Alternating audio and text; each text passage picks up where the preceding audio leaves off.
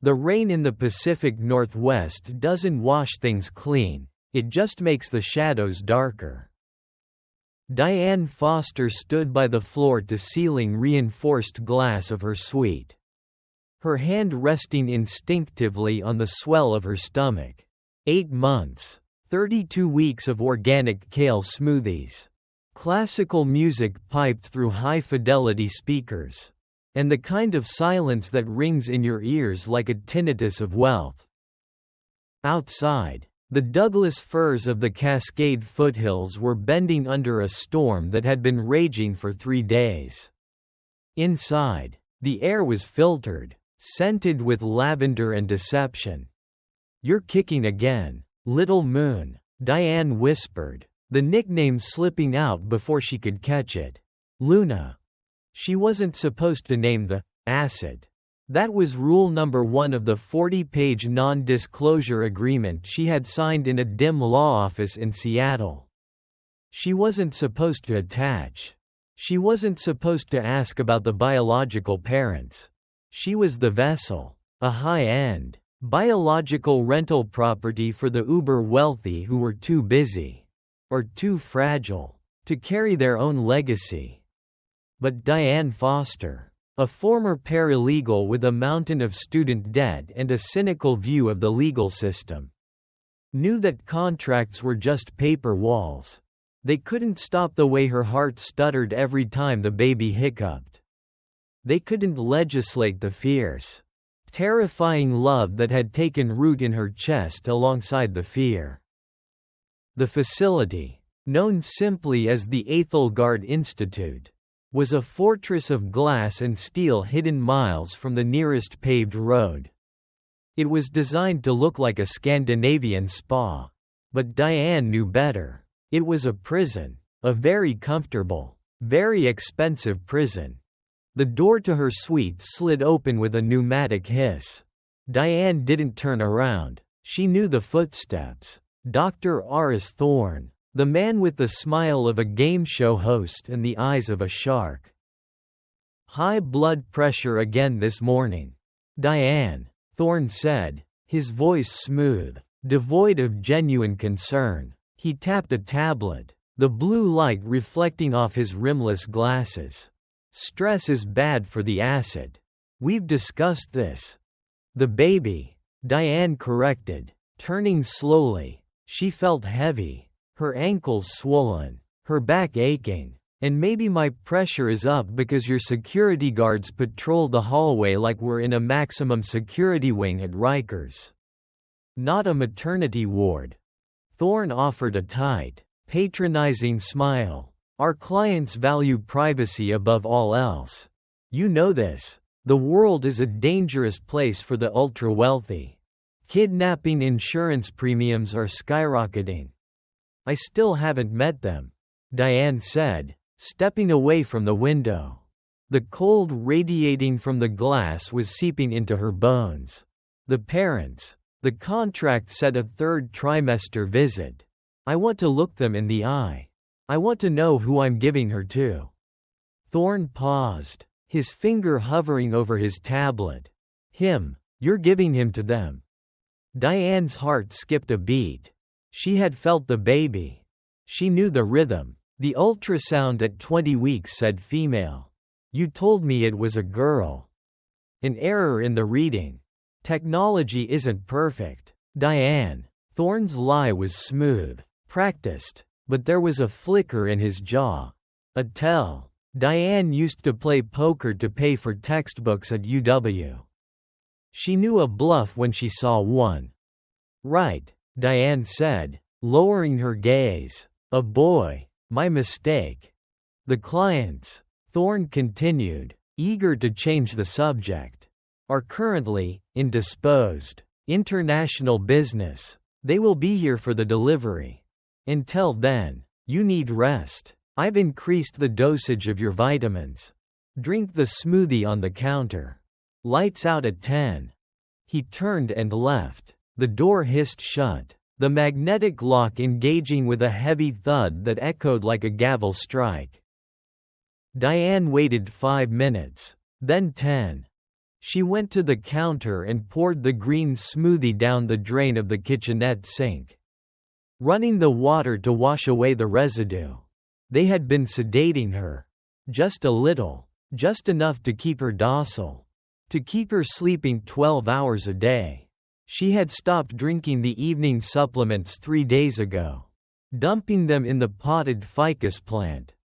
Since then, the fog in her brain had cleared. And with the clarity came the terror. A boy? Thorne had lied. She had seen the screen herself weeks ago. Even though they tried to angle it away. She knew anatomy. It was a girl. Why lie about the gender? Unless they were swapping the files. Or unless the truth was something they needed to edit. Diane moved to the small desk in the corner. There was no internet access, blocked by a military-grade firewall. No cell service. But Diane had something Dr. Thorne didn't know about. Before she had signed her life away for $150. Diane had worked for a firm that specialized in corporate espionage defense. She wasn't a hacker, but she was observant. Yesterday, during her weekly checkup, a technician had left a diagnostic port open on the ultrasound machine. While the nurse was distracted getting towels, Diane had plugged in a simple USB drive she'd found in a drawer in the library, a forgotten artifact from a previous occupant. She had set it to copy the temporary cache files. It was a long shot. A desperate, paranoid Hail Mary. She pulled the USB drive from her bra, where it had been warming against her skin. She plugged it into the entertainment-only tablet provided by the facility. The tablet was locked down, but the media player could read external files. She opened the folder. Most of it was gibberish. Raw data, waveforms. Then, an image file, a scanned document. It was stamped confidential, Project Chimera. Diane zoomed in, her breath hitching in her throat. It wasn't a standard surrogacy agreement. It was a genetic sequencing report. Donor source. Sample V 1998. Origin. Preservation Vault. Volgograd. Subject identity. Classified. Diane's fingers trembled. She swiped to the next image.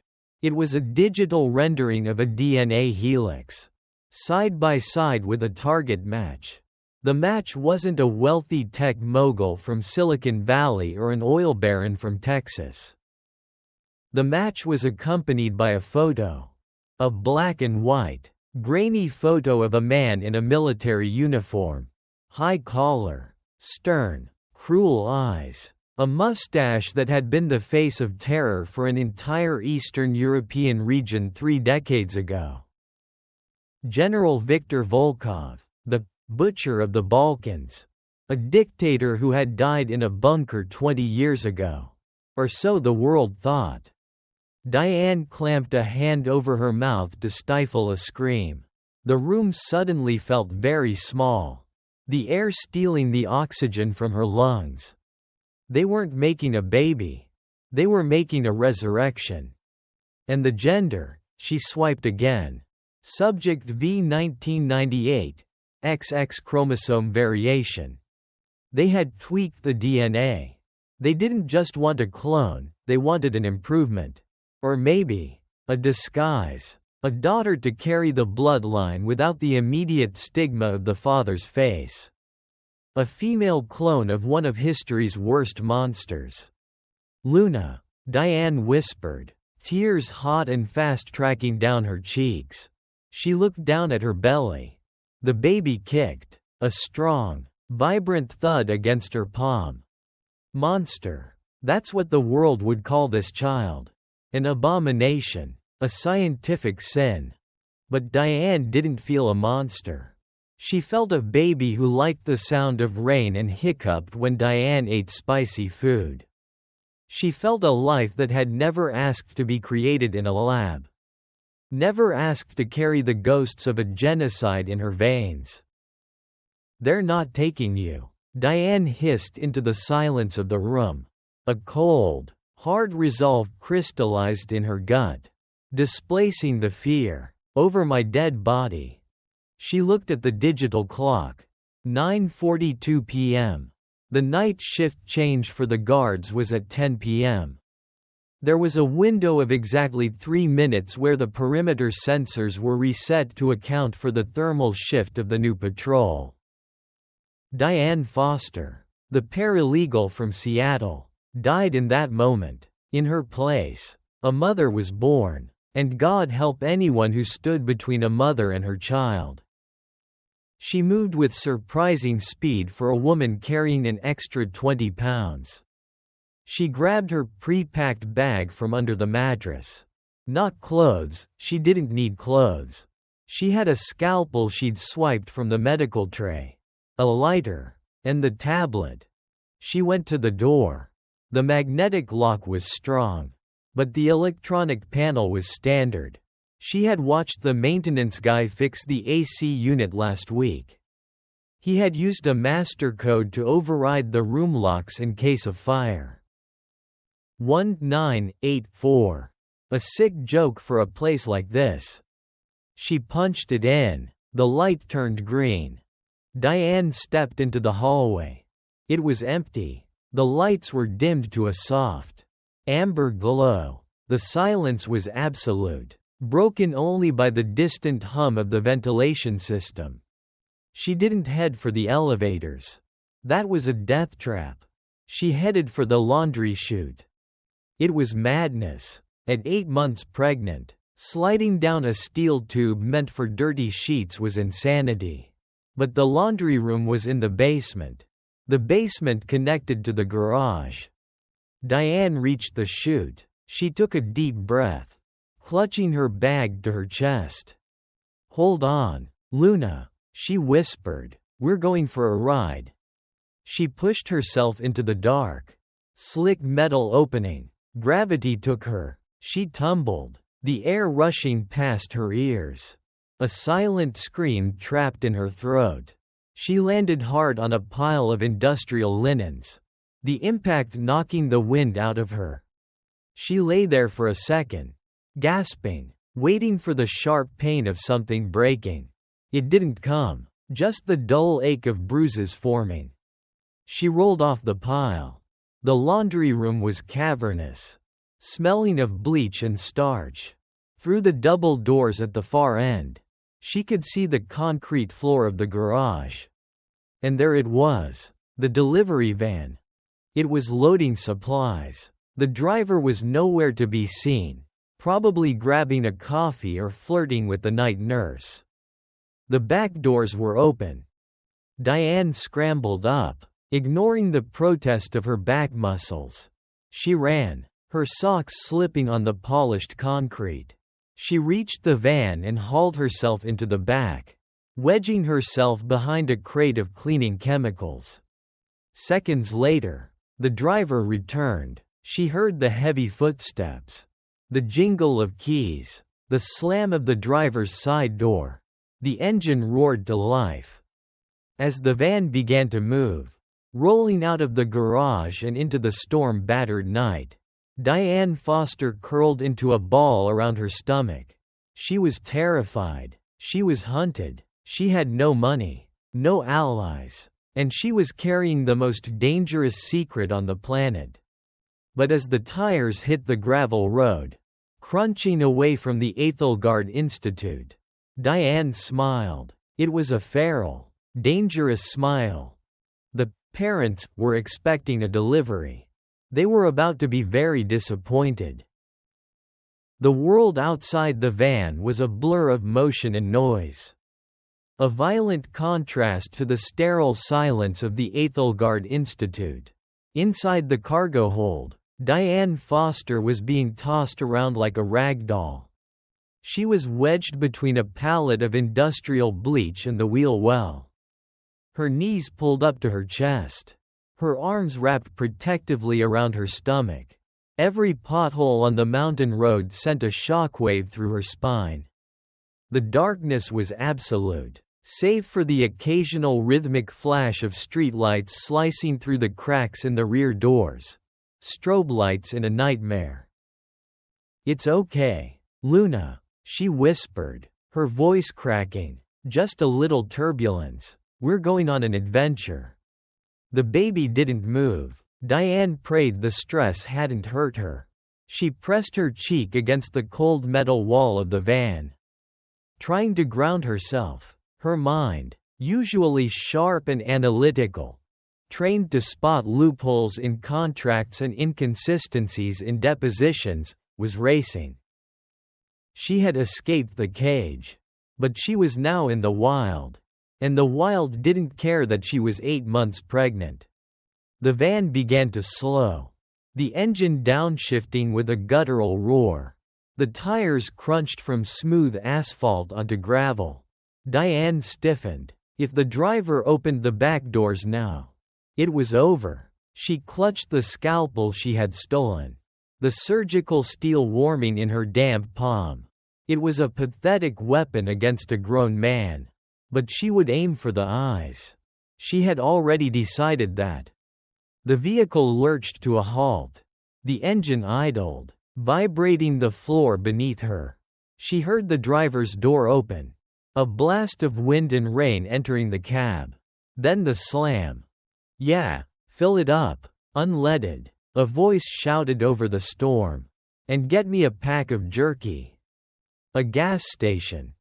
Diane waited 10 seconds, counting her heartbeats. Then she crawled toward the rear doors.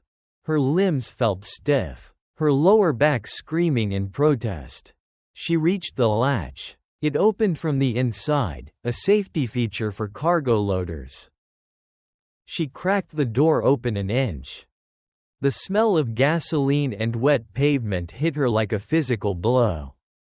It was the sweetest thing she had ever smelled. Peering out, she saw she was parked at the edge of the pump line, away from the main building's harsh fluorescent glare. It was a truck stop, one of those sprawling, grimy oases off Interstate 90. Big rigs idled in the back lot like sleeping beasts, their running lights glowing amber in the mist. Diane pushed the door open just enough to squeeze through. She dropped to the wet asphalt, her knees buckling slightly under her weight. She was wearing thin gray sweatpants and a matching long-sleeved tee, the uniform of the institute. No shoes. Just standard-issue non-slip socks that were instantly soaked. She looked like an escaped mental patient. She needed to blend in. She needed warmth. She needed distance. Staying in the shadows of the pumps, she hobbled toward the convenience store. Through the glass front, she saw a bored teenager behind the counter scrolling on a phone, and a trucker pouring sludge-like coffee into a styrofoam cup. Diane moved around the side of the building to the restrooms. The women's door was locked. The men's was propped open with a janitor's bucket. She slipped inside. It smelled of urine and stale pine cleaner. She moved to the mirror. The face staring back at her was a stranger's. Her blonde hair was matted, her skin pale and waxy, dark circles bruising the skin under her eyes. But her eyes, usually a soft hazel, were hard. Dilated flint. "Pull yourself together, Foster," she hissed at her reflection. She washed her face with freezing water from the tap, scrubbing away the lavender scent of the prison she had left behind. She needed clothes. As she turned to leave, she saw a denim jacket hanging on the hook of the handicap stall door. A trucker's jacket, oversized, lined with faux shearling, smelling faintly of tobacco. She didn't hesitate. She put it on. It swallowed her frame, covering her baby bump, turning her from a pregnant fugitive into just another shapeless figure in the night. In the pocket, her fingers brushed against something metallic. Keys. A surge of adrenaline, sharper than the cold, spiked through her. She pulled them out. A Ford key fob. Older model. She exited the bathroom, head down, hood of the stolen jacket pulled up. She scanned the parking lot. An older blue Ford F-150 sat near the air pump, its hazard lights blinking lazily. Don't look at the cameras. Her paralegal brain warned. Every gas station has cameras. Keep your head down. She walked toward the truck, trying to normalize her gait, trying not to waddle. Every step was agony on her shoeless feet, the gravel biting through the wet socks. She reached the truck. She pressed the unlock button. The lights flashed. She opened the door and climbed in. The cab was warm. The heater was still running. It smelled of old fast food and pine air freshener. She jammed the key into the ignition and turned it. The engine caught with a rusty cough. As she shifted into reverse, she saw the convenience store door open. A large man in a flannel shirt walked out, looking around, patting his pockets. He looked toward the bathroom. Then he looked toward the pumps. Diane didn't wait. She slammed the truck into drive and peeled out of the lot, the tires spinning on the wet tarmac before finding traction. She merged onto the highway, her heart hammering against her ribs like a trapped bird. She was free. Meanwhile, at the Ethelgard Institute, the mood was surgical. Dr. Aris Thorne stood in Diane's empty suite. He wasn't panicking. Panic was an emotion for poor people. Thorne was calculating liability. The camera feed was looped. The head of security said, looking at the floor, she must have used the tablet to inject a pre-recorded sequence. We didn't catch it for 20 minutes. Smart girl, Thorne said softly. Too smart for a paralegal. He walked to the window. The storm was still raging against the glass. She has the asset. That is the priority. The girl is expendable. The asset is worth $4 billion in future geopolitical leverage.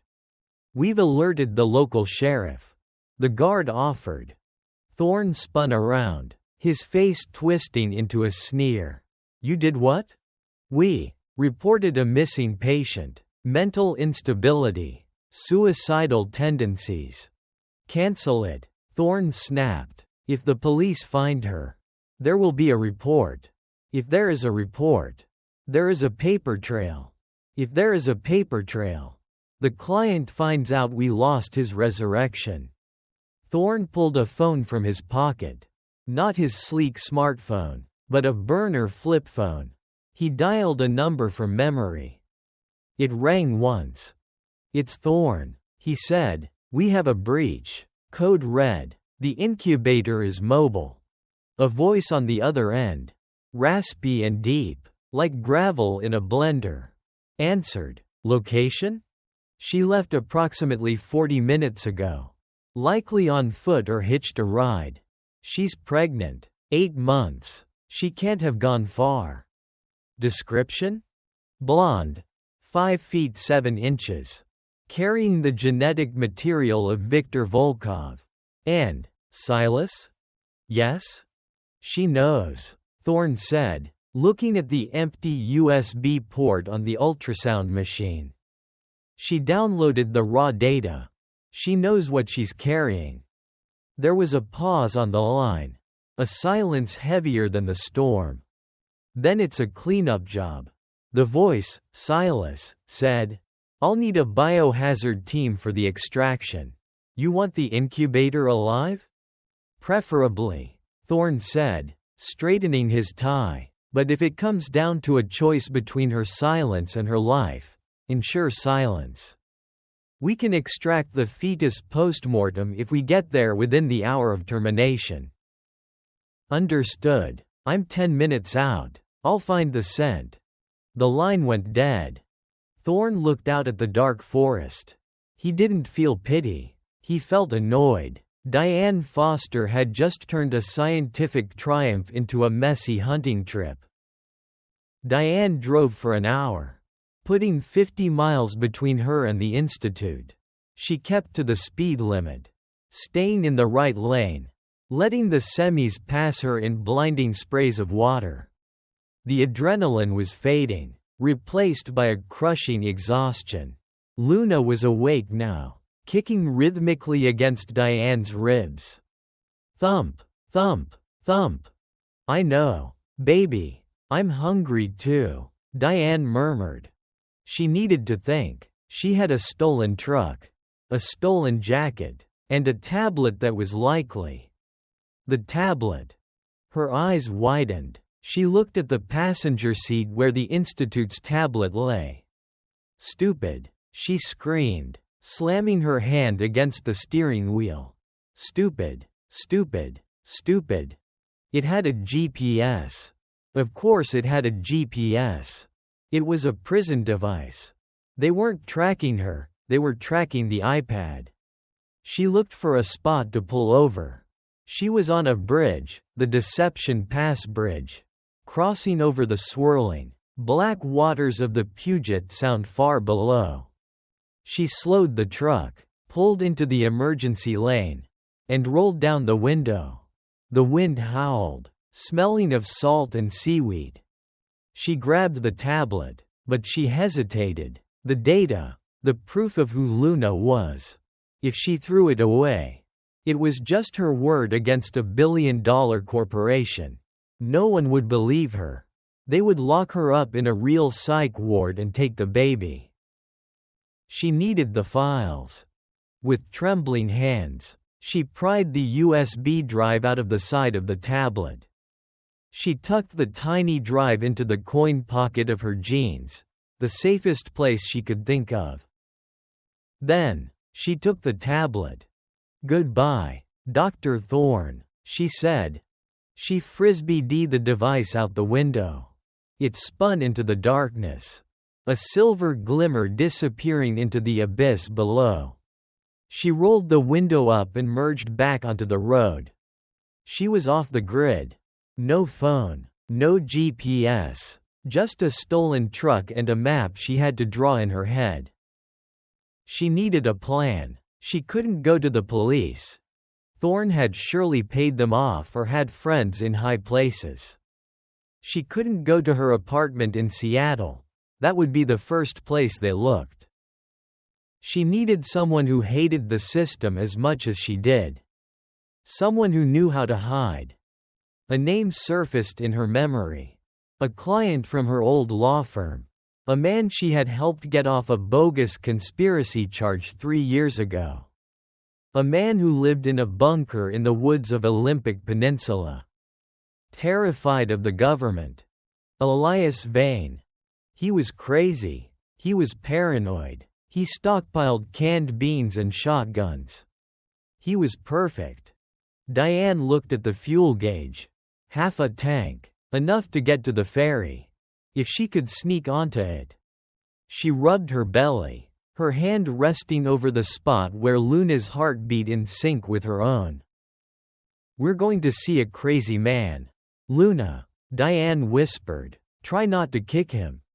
As the truck disappeared around the bend, the rain began to turn to snow, covering her tracks in a blanket of white. But miles behind her, a black SUV was tearing up the asphalt, moving with the predatory speed of a wolf catching a scent. Silas Vance adjusted his rearview mirror. He didn't need a GPS to find a desperate woman. Fear had a smell, and he had been hunting it his entire life. The Mukilteo ferry terminal was a ghost town of wet asphalt and sodium lights. The storm had thinned into a relentless, freezing drizzle that coated everything in a slick sheen. Diane Foster sat in the stolen Ford F-150, her heart thumping against the steering wheel. She was 3 cars back from the toll booth. Every second she sat idling felt like a lifetime. Her eyes darted to the rearview mirror every few seconds, expecting to see black SUVs swarming the entrance, lights flashing, men with guns pouring out. But there was only a minivan with a baby on board, sticker and a beat-up sedan. She reached into the center console of the truck again, her fingers scraping against the plastic bottom. She had found $42 and some change in a forgotten coffee cup holder. Enough for the ferry ticket. Enough for a bottle of water from the vending machine. Not enough to disappear. The line moved. Diane inched the truck forward. The toll collector, a bored woman in a yellow raincoat, took the crumpled bills without looking up. Lane 4, she droned. Diane nodded, keeping her face turned away. The collar of the oversized trucker jacket pulled high. She drove onto the ramp, the metal grating singing under the tires. She parked the truck between a luxury SUV and a delivery truck carrying seafood. The engine rattled and died when she turned the key. Silence.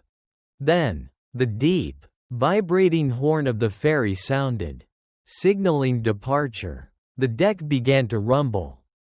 Diane didn't get out. She stayed low in the seat, her hand resting on her stomach. The baby, Luna, was restless. The adrenaline coursing through Diane's blood was likely keeping the infant awake. 2. I'm sorry, she whispered into the dark cab. I know this isn't the lullaby you wanted. She closed her eyes, trying to visualize the map she had memorized years ago. Elias Vane. He was a conspiracy theorist, a survivalist, a man who believed the government was putting tracking chips in dental fillings. Diane had defended him when he was arrested for trespassing on a military base to prove aliens were real. She had gotten him off on a technicality. He owed her, and more importantly, he had a bunker in the Olympic National Forest that wasn't on any map. It was off-grid, solar-powered, shielded. If she could get there. She checked the fuel gauge. The needle was hovering just above the red line. It was 20 miles from the Clinton terminal on the other side to the turnoff for Vane's property. It was going to be close. Suddenly, a tap on the window made her jump so hard she hit her knee on the dashboard. She whipped her head around. A ferry worker in a high-vis vest was standing there, pointing at her headlights. Lights off. Ma'am, he shouted over the wind. Battery drain. Diane nodded frantically and killed the lights. Her breath fogged the glass. She watched the worker walk away. Paranoia, she told herself. It's the only thing keeping you alive. 10 miles back, on the Deception Pass Bridge, Silas Vance stood in the rain.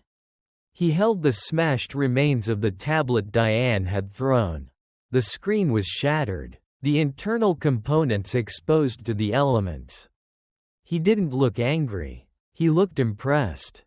She knew. He said into his earpiece. She knew the tablet was a beacon. Did you recover the data? Dr. Thorne's voice crackled in his ear, sounding tinny and agitated. The sequencing files? Silas turned the device over. The slot for the external memory was empty. She took the drive, Silas said, his voice a low growl that merged with the wind. She's not just running, Thorne. She's building an insurance policy. Find her, Silas. The storm is grounding the helicopters. We can't get eyes in the sky. You are the only asset we have in play. Silas tossed the broken tablet over the railing. It fell hundreds of feet into the churning black water below. She's heading for the peninsula, Silas said, walking back to his black Range Rover. She took the bridge south. The only way off this rock without doubling back is the ferry. He got into the car. The interior was pristine, smelling of leather and gun oil. On the passenger seat sat a silenced MP5 submachine gun and a thermal imaging scope. Check the ferry schedules, Silas commanded the car's AI. Next departure from Mukilteo, 11:45 p.m. The robotic voice answered. Silas checked his watch. 11:50 p.m. She's on the boat, he muttered. She's crossing the water. He slammed the car into gear. He wouldn't make the boat. But he knew the roads on the other side. There was only one main highway leading into the deep woods. I'll be waiting when she docks, he said. The ferry ride was 20 minutes of purgatory. Diane felt exposed. Every person who walked past the truck, a family returning from a late dinner, a group of teenagers laughing, felt like a threat. She needed to move. Her legs were cramping. She opened the door and stepped out onto the car deck. The wind was fierce, whipping her hair across her face. She walked to the railing, gripping the cold steel. Below, the water was a churning mass of black ink. Why? She asked the darkness. Why a monster? She thought about the file. General Viktor Volkov. She remembered seeing him on the news when she was a child. The mass graves, the chemical attacks. The man was a stain on history. And she was carrying his genetic twin. She looked down at her belly. It was round, firm, full of life. It didn't feel like a monster. It felt like a baby who hiccuped. It felt like a promise. Nature versus nurture, she whispered. That's the bet, isn't it? They think biology is destiny. They think they can print a dictator. She tightened her grip on the railing until her knuckles turned white. They're wrong. You're mine, Luna, and I'm going to raise you to be everything he wasn't. The ferry horn blasted again. They were docking. Diane scrambled back to the truck. As the ramp lowered, she saw the lights of Whidbey Island. It was darker here, more trees, fewer people. She waited for the cars ahead to exit, then drove off the metal ramp onto the solid ground. She turned left, heading north toward the dense, unpopulated forests. She drove for 30 minutes. The streetlights vanished, replaced by the towering shadows of ancient cedars. The road narrowed. The fuel light pinged. Come on, she pleaded, tapping the dashboard. Just 5 more miles. She turned onto a gravel logging road. This was it, the turnoff to Vane's compound. The truck bounced violently. The headlights cut through the gloom, illuminating thick underbrush and looming trees. It was like driving into the mouth of a beast. The engine sputtered. Diane gasped. No, no, no. The truck lurched forward, coughed once, and died. The power steering locked up. The vehicle coasted to a halt in the middle of the dark track. Silence returned, heavier than before.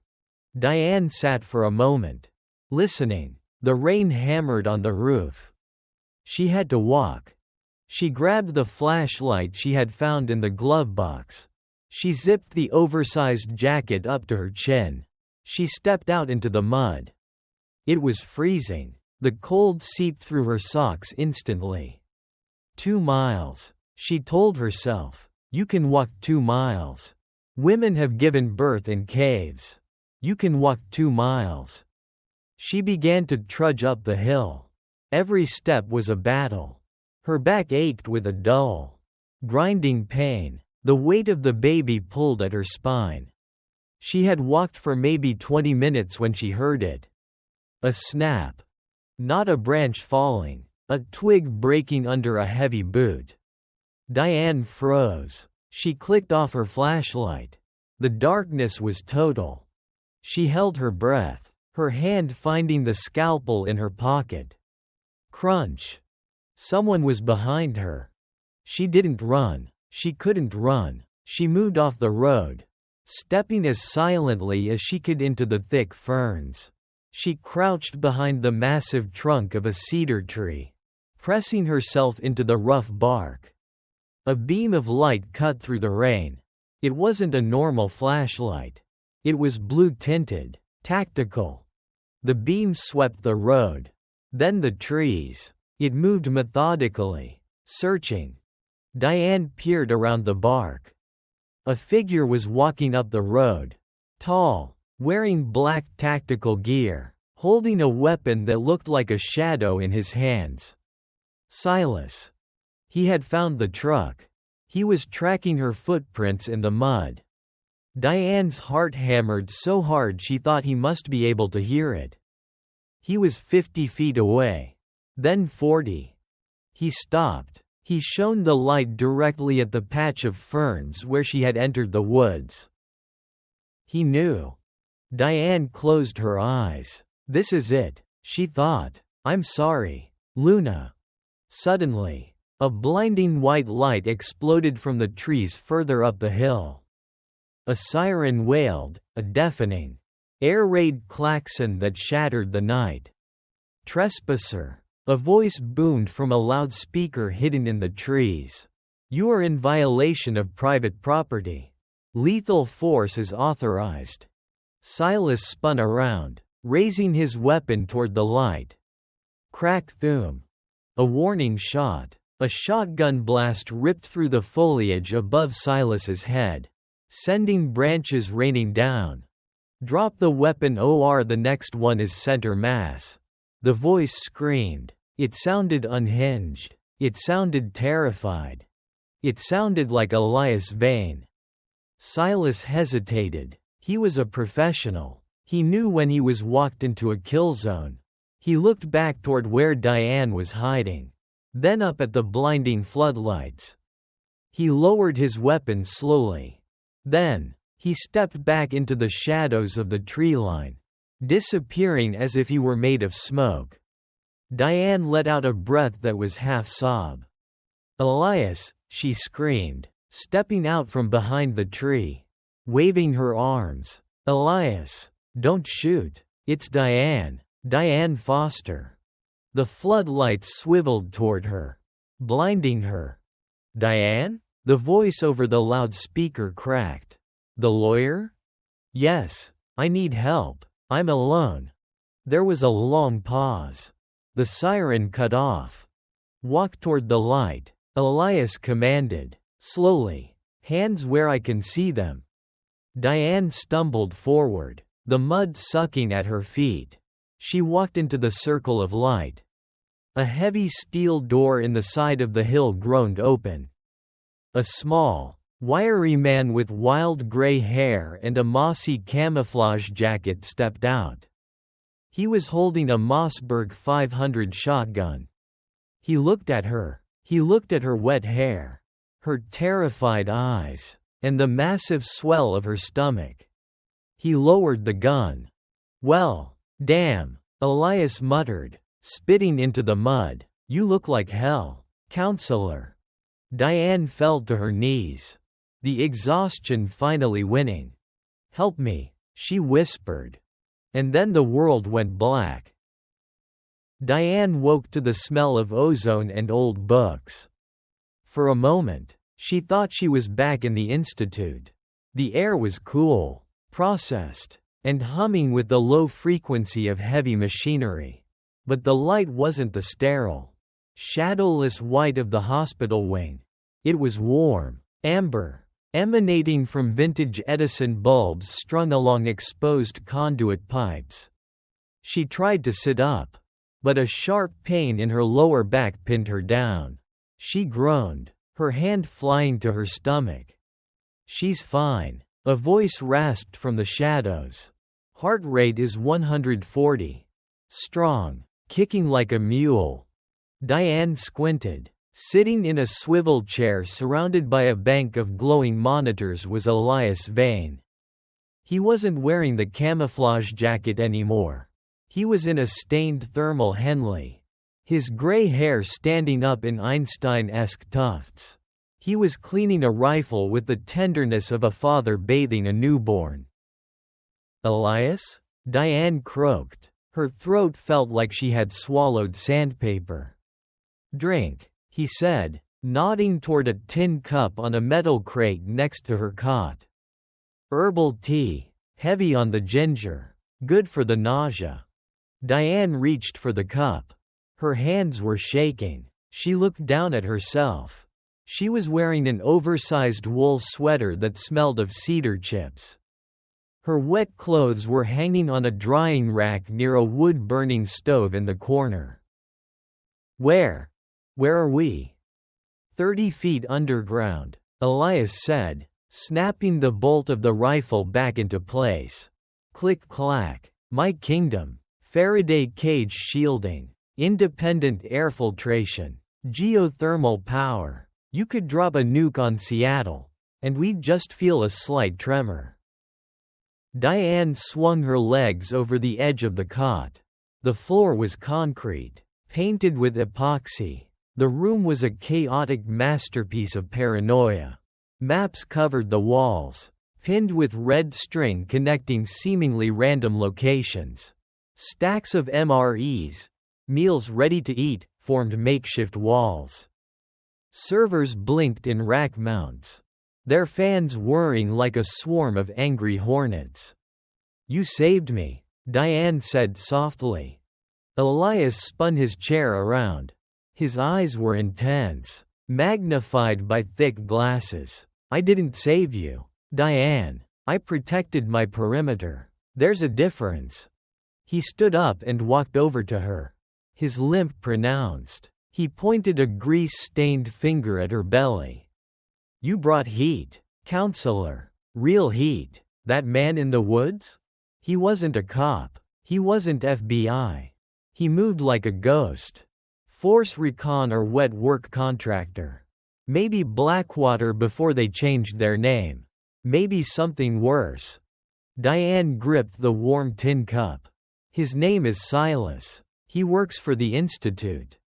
The Institute. Elias scoffed. Generic name for a generic evil. But this. He reached into his pocket and pulled out the USB drive Diane had hidden. This isn't generic. Diane's breath hitched. You looked at it? I decrypt government chatter for fun on Tuesday nights, Elias said, walking back to his wall of screens. This was child's play. AES 256 encryption. Sure, but the password was embedded in the metadata of the image file. Amateurs. He typed a command on his keyboard. The center screen, a massive 60-inch display, flickered to life. The image of General Viktor Volkov filled the room. The butcher of the Balkans. The man who had ordered the gassing of 3 villages in 1996. The man whose face was synonymous with ethnic cleansing.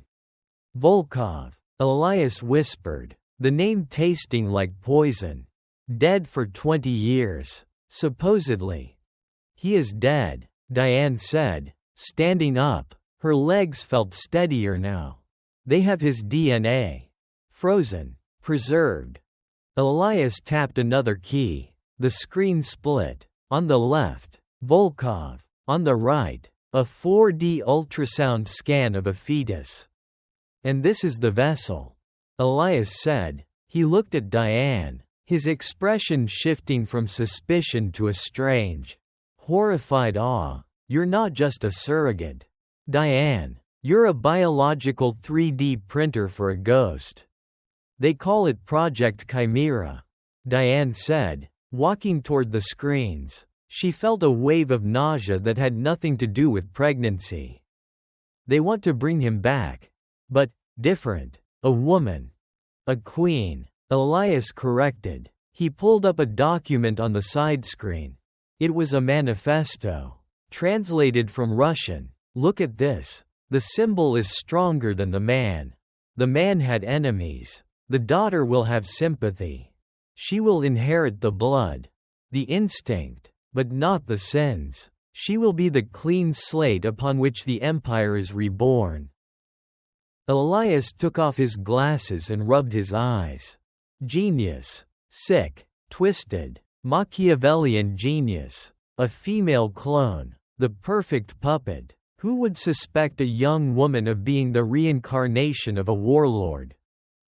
She's not a puppet, Diane said fiercely, her hand protective over her stomach. She's a baby. Her name is Luna. Elias looked at her, his eyebrows raising. Luna? You named the science experiment? She's not an experiment. She's my daughter. Diane's voice was steel. I don't care whose DNA is in her cells. I don't care if she has his nose or his eyes. She doesn't have his memories. She doesn't have his hate. Unless they teach it to her. Elias studied her for a long moment. The suspicion in his eyes softened, replaced by a grudging respect. He knew about fighting systems. He knew about being the little guy against the machine. Nature versus nurture. Elias mused. The ultimate gamble. Suddenly, a red light on the console began to pulse. A low, rhythmic beep filled the room. Diane froze. What is that? Elias moved with surprising speed. He slid back into his chair, his fingers flying across the mechanical keyboard. Perimeter breach. Sector 4. He pulled up a grainy, green-tinted camera feed. It showed the dense forest outside the bunker entrance. The rain was coming down in sheets, slashing diagonally across the frame. At first, Diane saw nothing, just trees and ferns whipping in the wind. Then, a shape detached itself from the shadows. Silas. He was crouched near the disguised ventilation shaft. He wasn't rushing. He was examining the ground.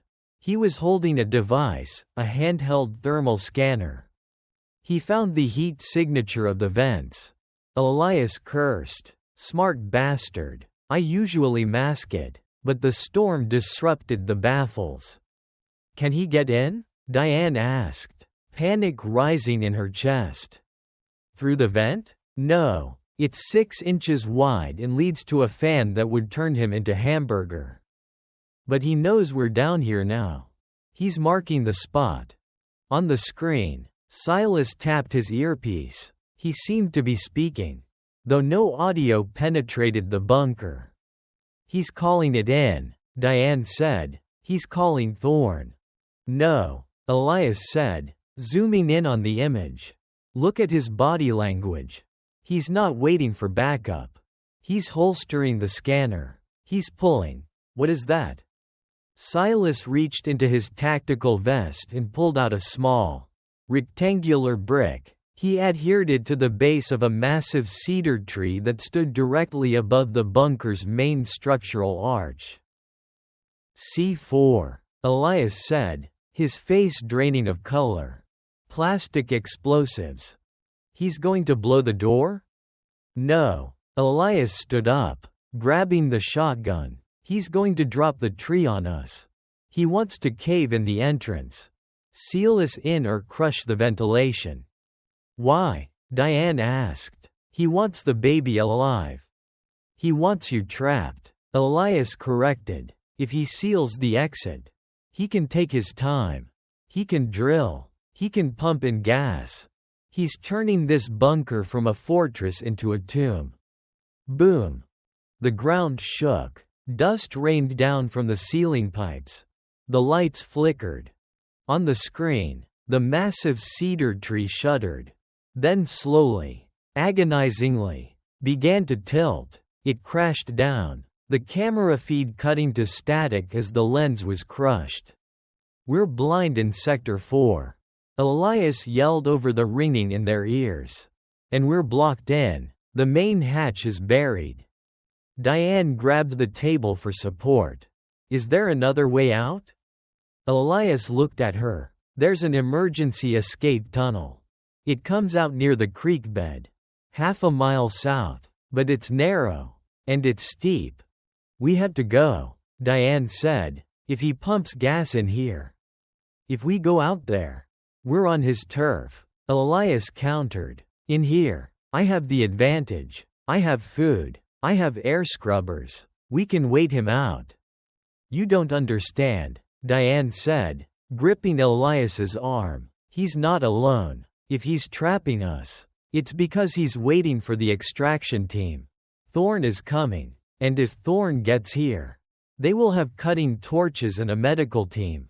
They will cut this baby out of me right here on your floor. Elias looked at the blank screen. Then at Diane's terrified but determined face. He looked at the rifle in his hands. He took a deep breath.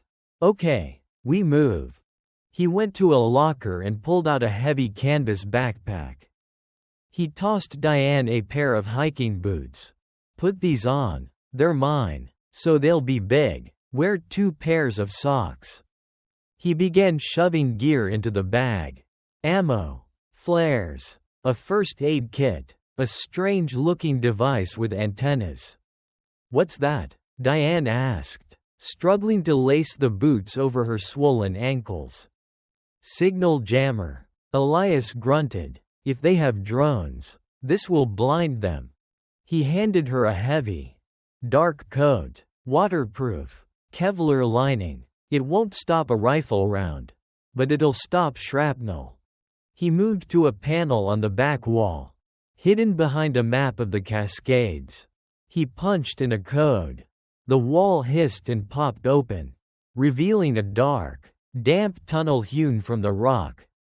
This leads to the creek, Elias said. It's going to be tight. Diane, you have to crawl part of the way. I can do it, Diane said. She didn't know if she could, but she had to. I take point, Elias said, racking the shotgun. You stay 5 feet behind me. If I shoot, you drop. If I fall, you run. Don't stop for me. You understand? I understand. Elias looked at her one last time. You're a crazy woman, Diane Foster. Defending a conspiracy theorist in court was one thing. Carrying a dictator's clone through a storm while being hunted by a hitman? That's a whole new level of crazy. It's not crazy, Diane said, her hand on her belly. It's motherhood. Elias smirked. Same thing. He stepped into the tunnel. Diane followed, the darkness swallowing them whole. Above them, on the surface, Silas Vance stood in the pouring rain, watching the smoke rise from the fallen tree. He checked his watch. Target contained. He spoke into his comms. Extraction team ETA? 20 minutes. Thorne's voice replied. The chopper is inbound.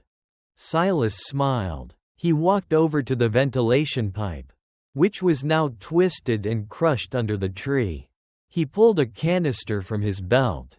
CS gas. Flush them out, he whispered. He pulled the pin and dropped the canister into the gap in the crushed pipe.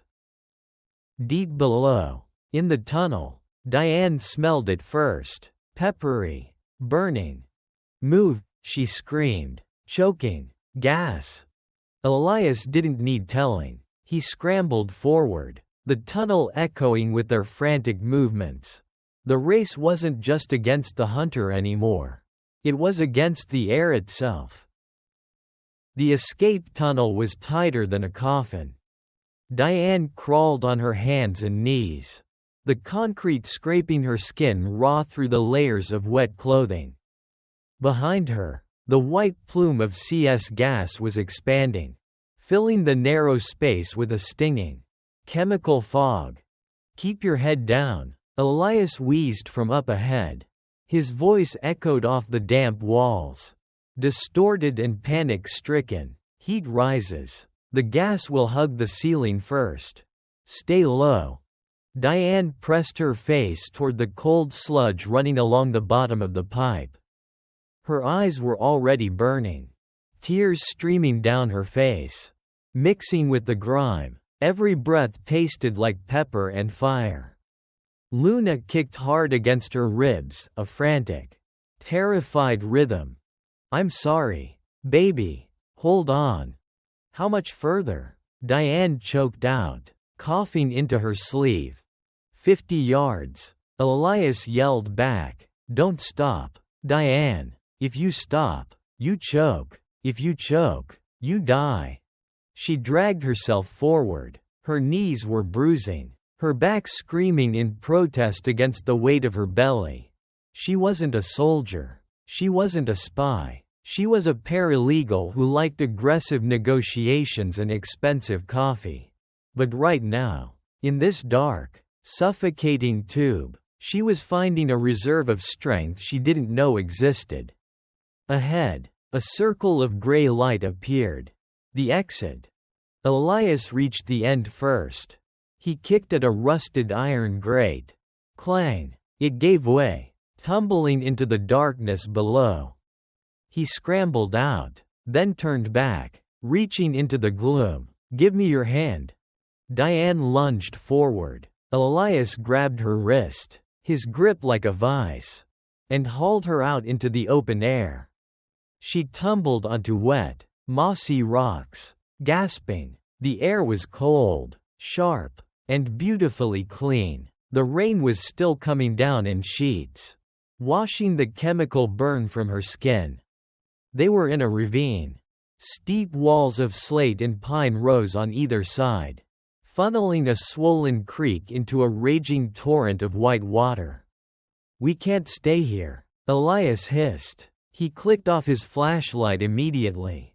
"He has thermal. We're glowing targets out here." "Where is he?" Diane whispered, wiping the rain from her eyes. "High ground," Elias said, scanning the ridgeline above them. "He flushed us out like rats. Now he's waiting for the kill shot." Snap. A suppressed shot. No boom. Just the terrifying thwip of a bullet cutting the air inches from Diane's ear. It struck the rock face behind her, sending stone chips flying. "Move, downstream," Elias roared, shoving her toward the water. He spun around, raising the shotgun toward the ridge. He fired blindly into the trees. Boom, the sound deafening in the narrow canyon. It was suppression fire, meant to make the shooter duck. Diane scrambled over the slick rocks. Slipping, falling, getting back up, she looked back. Silas wasn't ducking, he was descending. He had rappelled off the cliff face, sliding down a black rope with terrifying speed and grace. He landed on a boulder in the middle of the stream, water crashing around his boots. He looked like a wraith in his tactical gear, his face obscured by night vision goggles, NVGs. "Elias!" Diane screamed. Elias tried to rack another shell, but his movement was sluggish. The cold and the gas had slowed him down. Silas didn't hesitate. He raised his MP5. Thwip, thwip. 2 shots.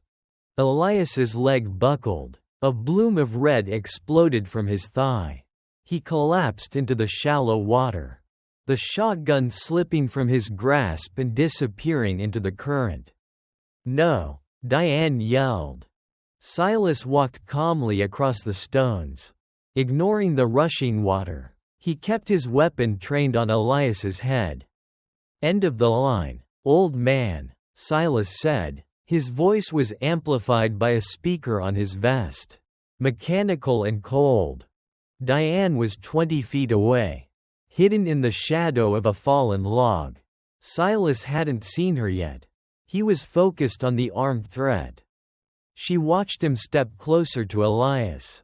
She saw Elias look up, defiance in his eyes, spitting blood into the water. "Go to hell," Elias snarled. "Already there," Silas replied. He tightened his finger on the trigger. Diane's hand went to her pocket. The heavy canvas coat Elias had given her. The flare gun. It was a plastic orange emergency pistol. Single shot, short range. She pulled it out. Her hands weren't shaking anymore. The terror had crystallized into a cold, hard focus. "Hey," she shouted. Silas turned his head. The green lenses of his night vision goggles stared right at her.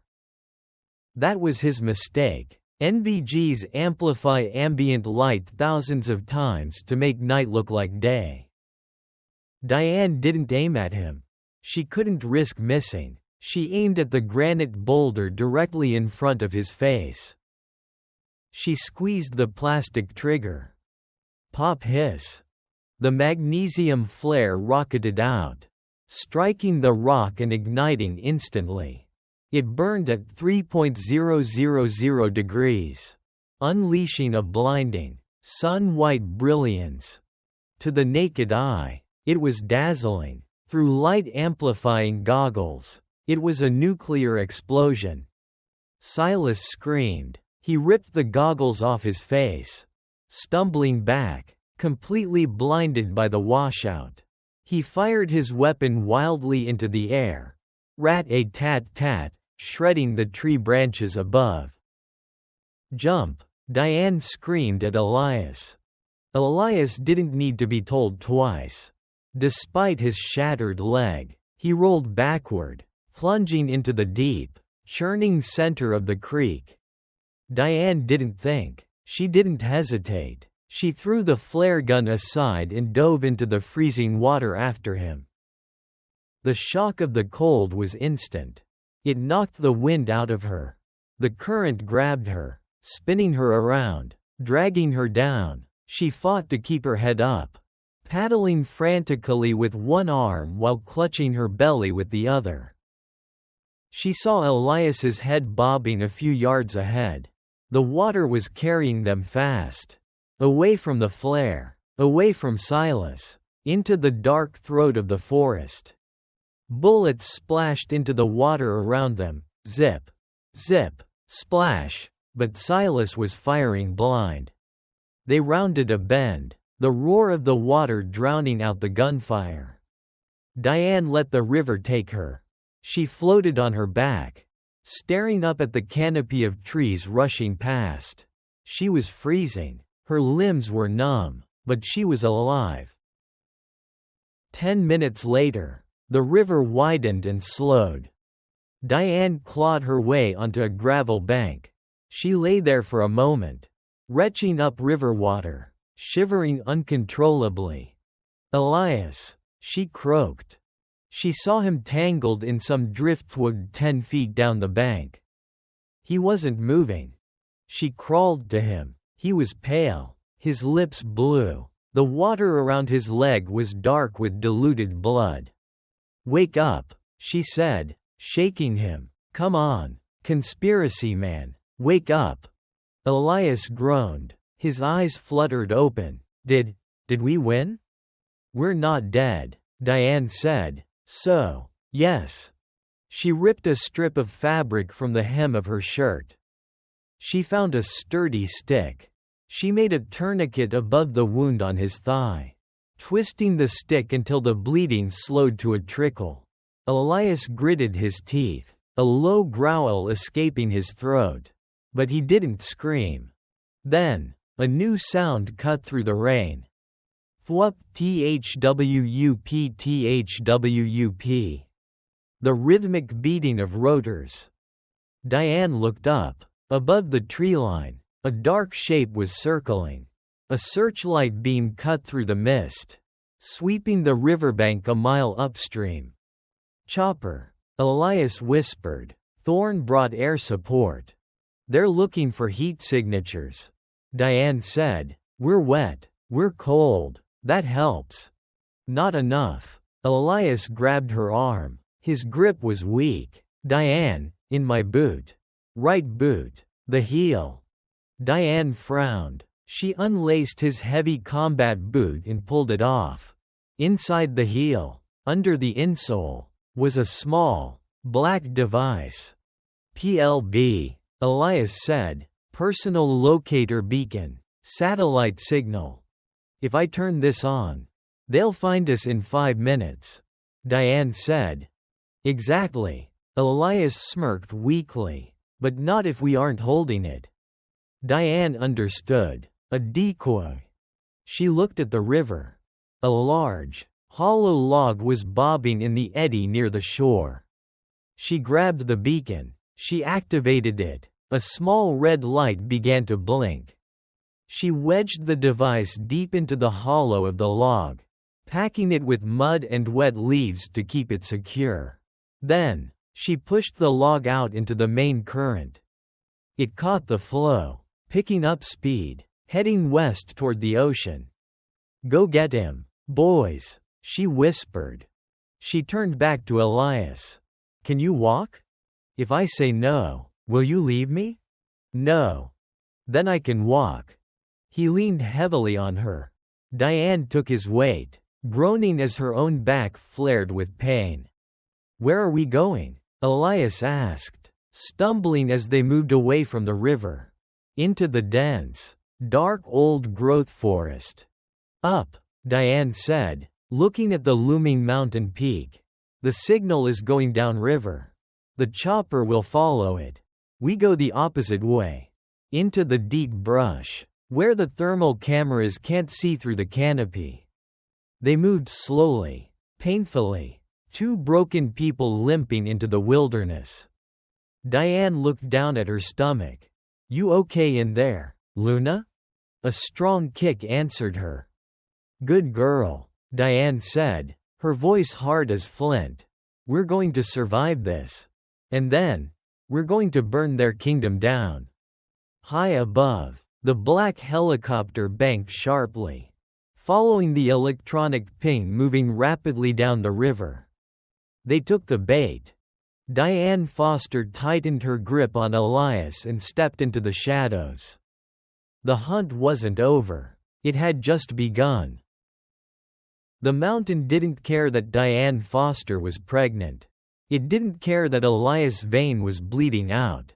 It was a monolith of stone and pine, indifferent to their suffering. They had been climbing for 2 hours.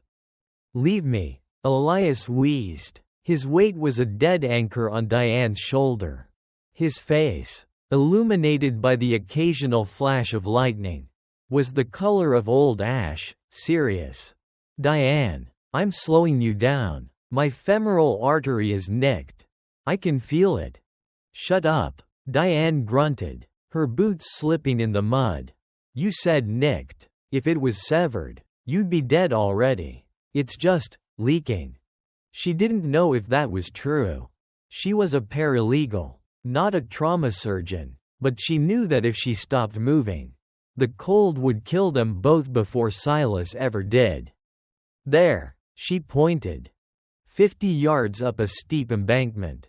Beneath the roots of a fallen Douglas fir the size of a school bus was a dark hollow. It wasn't a cave, exactly. It was a cavity in the earth created when the giant tree had been ripped up by a storm decades ago. An overhang, a shelter. "Come on," she urged, dragging him. They scrambled up the slope. Diane's fingernails dug into the wet earth. Breaking and bleeding, she shoved Elias into the dry space beneath the massive root ball. It smelled of dry dirt and animal musk. Maybe a bear den. Long abandoned. She collapsed beside him. Her lungs were burning. Her baby, Luna, had gone terrifyingly still. "Check the wound," Elias whispered. His eyes were rolling back. Diane fumbled for the flashlight she had clipped to her belt. She clicked it on, shielding the beam with her hand so it wouldn't cast a glow outside. She pointed it at Elias's leg. The makeshift tourniquet she had made from her shirt was soaked through. The denim of his jeans was black with blood. "I need to cut the pant leg," she said, her voice trembling. She used the scalpel, the one she had stolen from the institute what felt like a lifetime ago. She sliced through the tough fabric. The wound was ugly. A jagged tear where the bullet had entered the outer thigh. It hadn't hit the bone, thank God, but it had chewed through muscle and grazed a major vessel. "Pressure," Elias groaned. "You need pressure." Diane looked around. No bandages, no sterile gauze, just dirt and pine needles. She took off her heavy coat. Underneath, she was wearing a thermal shirt. She stripped it off, shivering as the freezing air hit her skin, leaving her in just a tank top and the coat. She bundled the thermal shirt into a tight ball. "This is going to hurt," she said. "Do it." She pressed the wad of fabric directly into the bullet hole.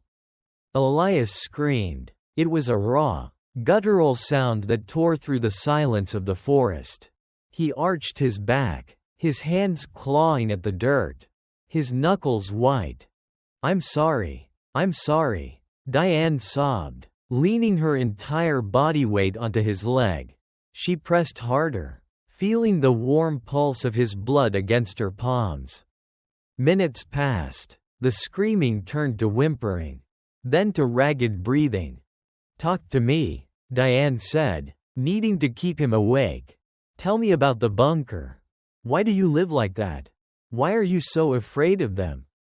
Elias's eyes fluttered open. He looked at her, delirious but lucid. "I wasn't always crazy," he whispered. "I was an analyst. NSA. Fort Meade, 2004. "I know," Diane said. "You told me you were a clerk." "Lied," he coughed. "I worked in predictive behavioral modeling. We wrote algorithms to predict insurgency, to predict who would become a terrorist before they ever picked up a bomb." Diane frowned, pressing harder on the wound. "Like Minority Report?" "Worse. Because it worked. We found patterns, genetic markers, social triggers." He swallowed hard. "Then they started using it. Not to catch terrorists. To cultivate them. To find people they could manipulate.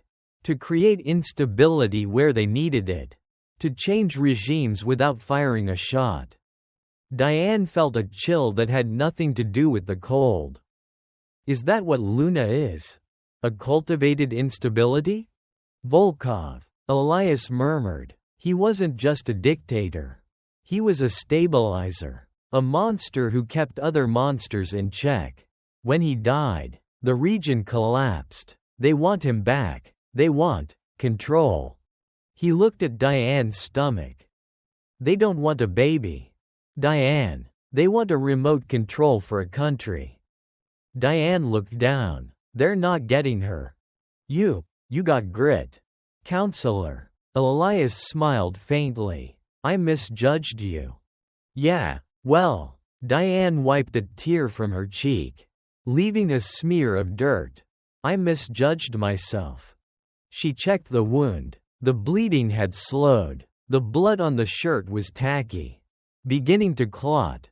"We need a fire," she said. "Hypothermia is next." "Can't." Elias shivered violently. "Smoke. Thermal signature. Silas. He'll see it." "Silas is chasing a log down the river," Diane said. "We have an hour, maybe two. If we don't warm up, we're dead anyway." She crawled to the edge of the shelter. She gathered dry moss from the underside of the log and small twigs that had been shielded from the rain. She didn't have matches, but she had the lighter she stole. It took 5 tries. Her thumb was numb. Finally, a small flame flickered. She cupped it desperately, feeding it moss, then twigs. A tiny fire crackled to life. It gave off barely any heat, but the light was golden and hopeful. She huddled close to Elias, sharing the warmth. She pulled the heavy coat over both of them. "Rest," she whispered. "I'll take the first watch." Elias didn't argue. He was already unconscious. Diane sat alone in the dark, watching the flames dance. She put a hand on her belly. "Luna?" she whispered. No movement. Panic flared in her chest. "Luna, kick for mommy, please." She poked her stomach. "Nothing. Please," she begged, tears hot in her eyes. "Don't leave me, not now." Then, a slow, rolling motion. Not a kick, a turn, and then, a tightening. A cramping sensation started low in her back and wrapped around her abdomen like a steel band. Diane gasped. It wasn't the sharp pain of injury. It was the deep, primal ache of the body taking over. "No," she whispered. "No, no, no, not yet. It's too soon. You're only 32 weeks." The pain subsided. She checked her watch. 2:14 a.m. She waited. 10 minutes later. 2:24 a.m. The band tightened again, harder this time. It took her breath away. She wasn't just cold. She wasn't just tired. She was in labor. 5 miles downstream, the deception had ended. The black helicopter hovered over the estuary where the river met the Puget Sound. The spotlight beam was fixed on a single object bobbing in the surf. A log. On the riverbank, Silas Vance stood in the mud. He held the thermal scanner in one hand. Dr. Thorne's voice crackled in his earpiece. "Report, Silas. Do you have the asset?" Silas watched the log. He could see the faint heat signature of the PLB device wedged inside it. "Negative," Silas said calmly. "It was a decoy." "A decoy?" Thorne's voice rose an octave. "You let a pregnant woman and a cripple outsmart you?" "She's resourceful," Silas admitted. There was no anger in his voice. Just a cold, professional assessment. She used the beacon to draw the air support away. She knew we would follow the path of least resistance. "Where are they?" Silas turned away from the river. He looked back toward the towering, black silhouette of the Olympic Mountains. The peaks were shrouded in storm clouds. "They didn't go downriver," Silas said. "They went up, into the old growth." "The dogs are here," Thorne said. "I'm landing the bird. We're deploying the K9 unit. Belgian Malinois. They'll find the scent." "Good," Silas said. He checked his weapon. He slotted a fresh magazine into the MP5. "If they went up there in this weather, without gear, they're already dying." He walked toward the tree line.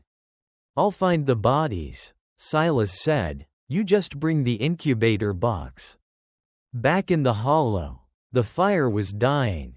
Diane couldn't gather more wood. She couldn't move. The contractions were coming every 7 minutes now. Each one was a wave of agony that left her gasping, clutching the dirt floor. Elias was muttering in his fever dreams. "Code red. Shut down the server. Get them out." Diane bit down on her coat collar to keep from screaming. She knew what was happening. Stress, trauma, the physical exertion. It had triggered early labor. Her water hadn't broken yet, but the pressure was immense. "Elias," she shook him. "Elias, wake up." He groaned, his eyes opening to slits. "They here?" "No," Diane panted, sweat beading on her forehead despite the freezing cold. "The baby. She's coming." Elias blinked, trying to process the information through the fog of blood loss. "What?" "I'm in labor," Diane hissed through clenched teeth as another wave hit her. "You have to help me." Elias tried to sit up, but hissed in pain and fell back. I don't know how to deliver a baby. Diane, I know how to disarm a bomb. I know how to code." "It's the same thing," Diane yelled, panic finally cracking her voice. "It's a biological bomb. You just have to catch it."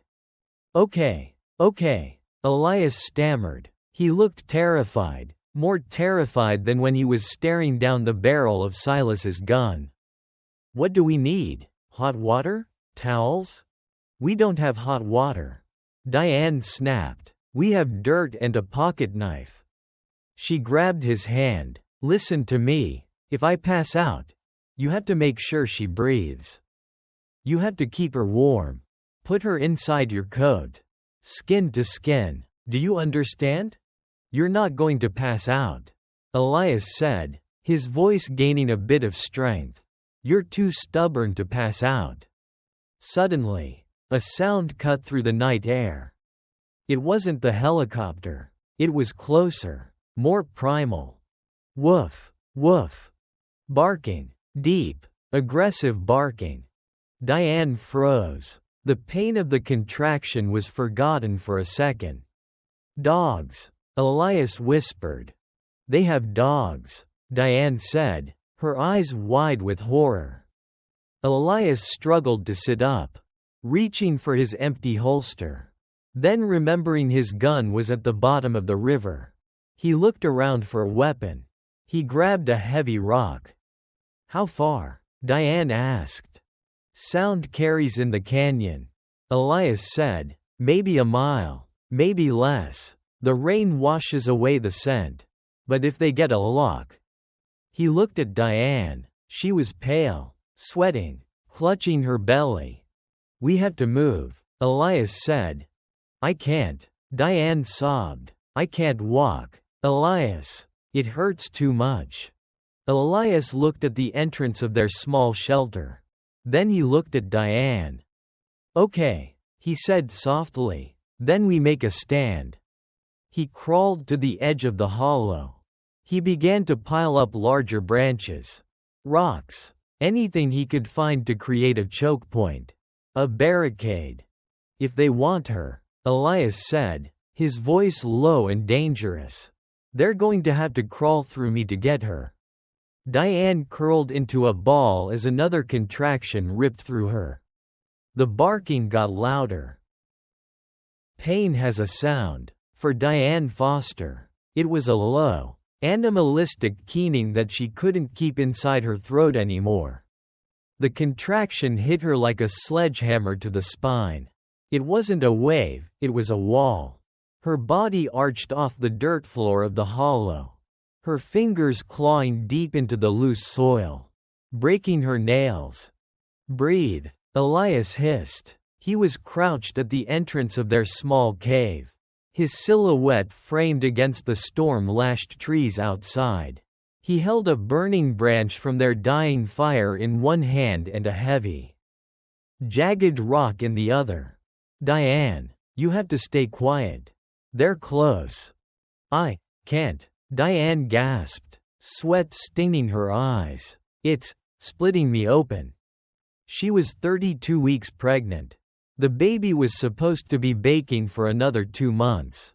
But the stress, the cold, the trauma, it had broken the biological seal. Nature was taking its course. And nature didn't care about stealth. The wind howled outside, a mournful, shrieking thing that masked her cries. But it couldn't mask the scent. Crack. A twig snapped nearby, not from the wind. Elias stiffened. He waved the torch, the flames sputtering in the damp air. Get back, he whispered to the darkness. Then, the darkness lunged. It was a blur of black and tan fur. A Belgian Malinois, 70 pounds of muscle and teeth, trained to ignore pain and disable targets. It didn't bark. It launched itself through the rain with silent, lethal precision. No, Elias shouted. He swung the burning branch. The dog twisted in midair, taking the blow on its shoulder. It yelped as the embers seared its fur. But it didn't stop. It hit Elias in the chest, knocking him backward into the cave.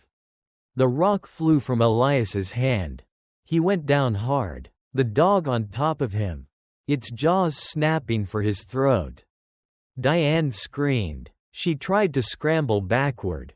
But another contraction seized her, paralyzing her legs.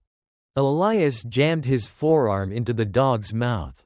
The teeth sank into his makeshift coat, shredding the Kevlar and biting into the flesh beneath.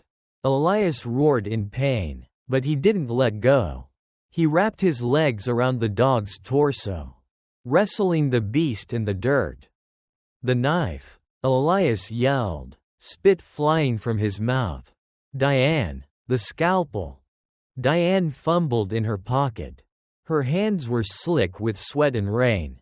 She found the small surgical tool, the one she had stolen from the lab.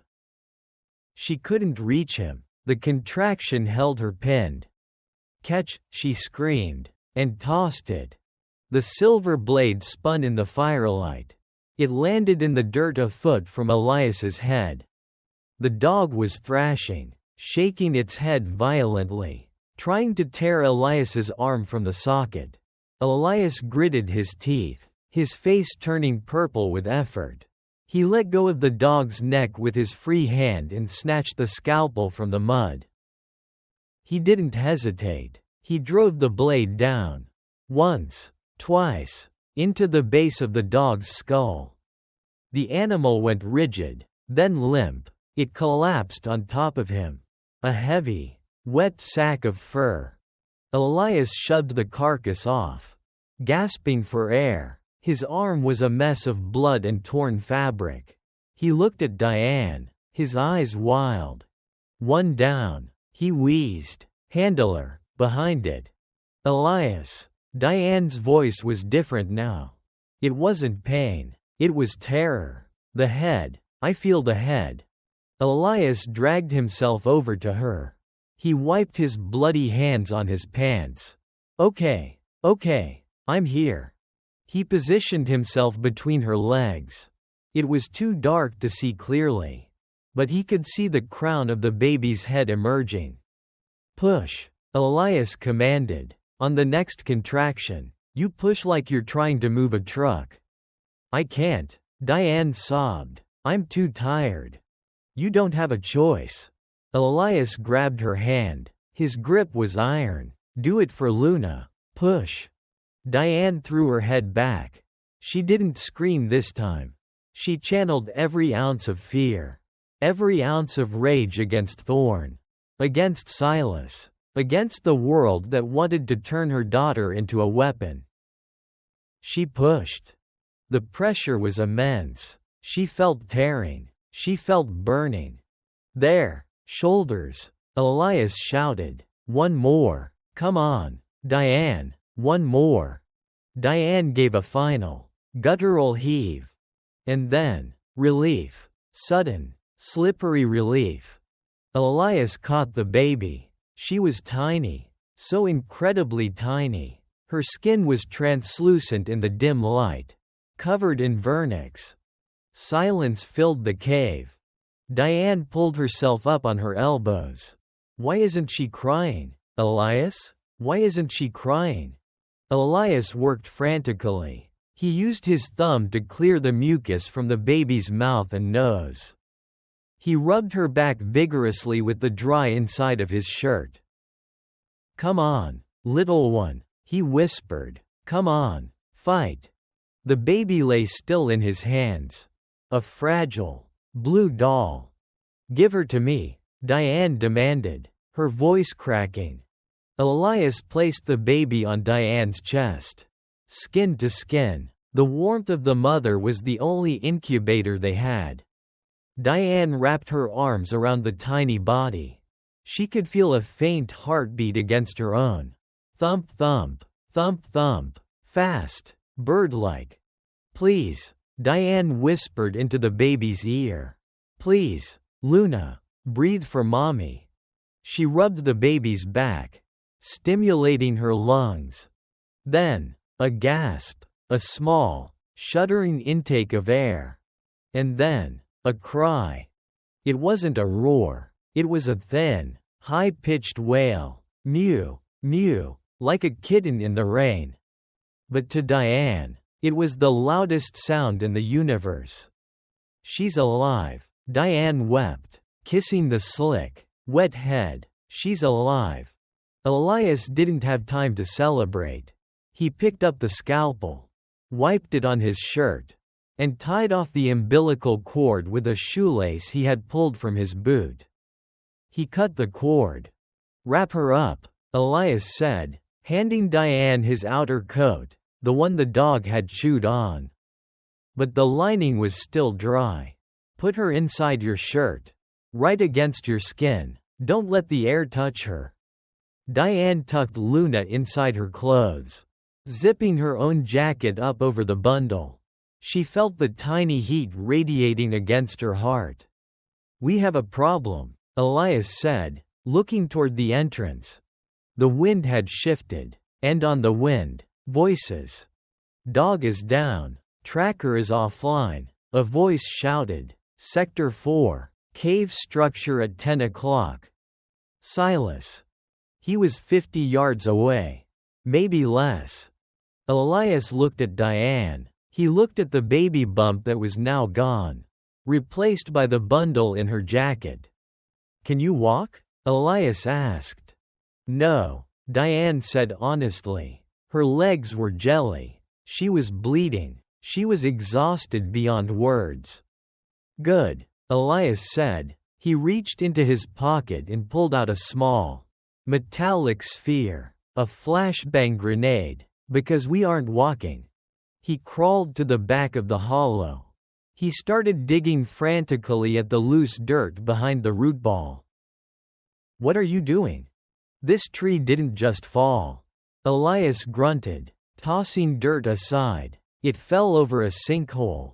It's a drainage fissure. I mapped it 3 years ago. His hands broke through the soil into empty space.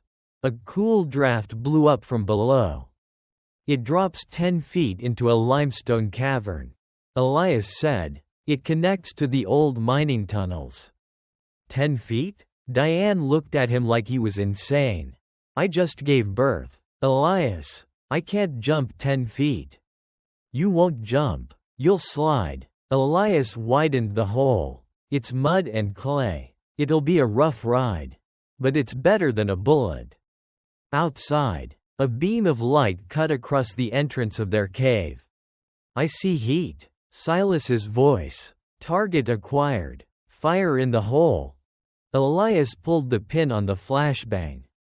Go, he screamed at Diane. Head first. Protect the baby.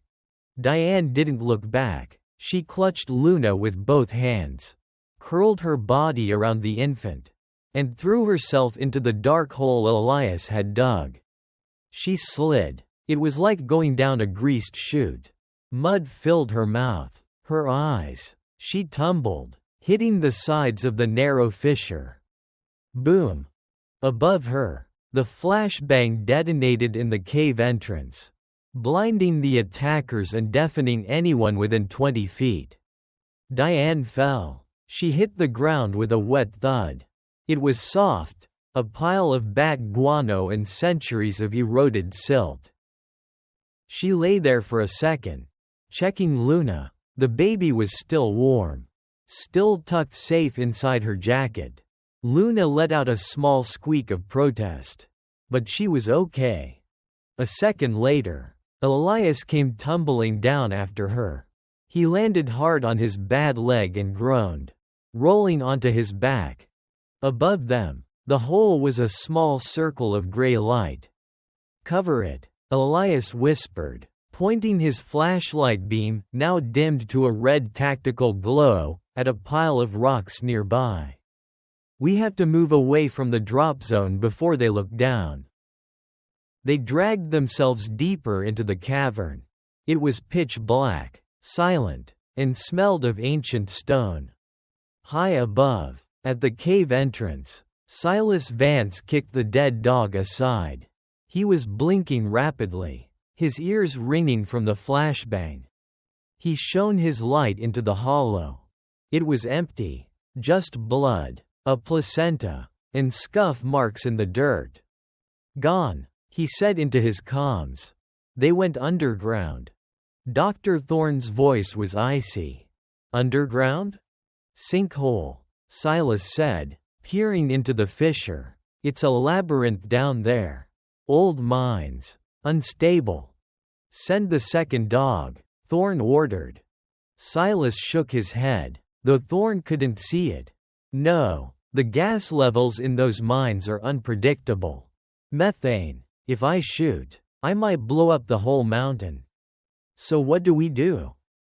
Silas pulled a map from his vest. He traced the geological fault lines. There are only 3 exits to this system, Silas said. We don't chase them, we seal them in. He turned to his men. Call the demolition team, Silas commanded. Collapse the north and east exits. Leave the south open. We'll funnel them right into the waiting arms of the extraction team. Down in the dark, Diane rocked back and forth, holding her daughter. Welcome to the world, Luna, she whispered, her tears falling on the baby's tiny, knitted cap. It's a little dark right now, but I promise, I'll find you some light. Elias checked his watch. We have 4 hours of oxygen if they seal the vents. We need to move. Diane stood up. Her legs shook, but they held. Lead the way, she said. The darkness in the mine wasn't just an absence of light, it was a physical weight. It pressed against Diane's eardrums. Heavy and suffocating, smelling of wet limestone and a century of decay. Diane stumbled, her shoulder slamming into a rough timber support beam. She bit back a cry. Her body felt like it had been dismantled and put back together wrong. Every step sent a jolt of agony through her pelvis. The adrenaline that had carried her through the birth was fading, leaving behind a cold, trembling exhaustion. But she didn't stop. She couldn't. Inside her zipped-up jacket, pressed against her bare skin, Luna was a small, warm knot of life. The baby was too quiet. Elias? Diane whispered. Her voice sounded dead in the stagnant air. Still. Here. Elias wheezed from behind her. He was in bad shape. The dog bite on his arm was wrapped in a strip of dirty flannel. But the blood was soaking through. His leg wound, the gunshot, was a dull, throbbing fire. He was limping heavily, dragging his bad leg like a dead weight. The flashlight in his hand flickered. The battery's dying. How far to the vents? Diane asked. Half-mile. Elias grunted. Maybe less. Hard to tell. These tunnels, they twist. They were walking through the Widowmaker section of the old Olympic coal mines. Abandoned in the 1920s after a collapse killed 30 men. The place was a labyrinth of unstable slate and rotting wood. Suddenly, the ground shook. Boom! A dull, concussive thud reverberated through the rock walls. Dust rained down from the ceiling, coating Diane's hair in gray powder. Diane instinctively curled around Luna, shielding the baby with her arms. That was the north exit, Elias said, leaning against the wall for support.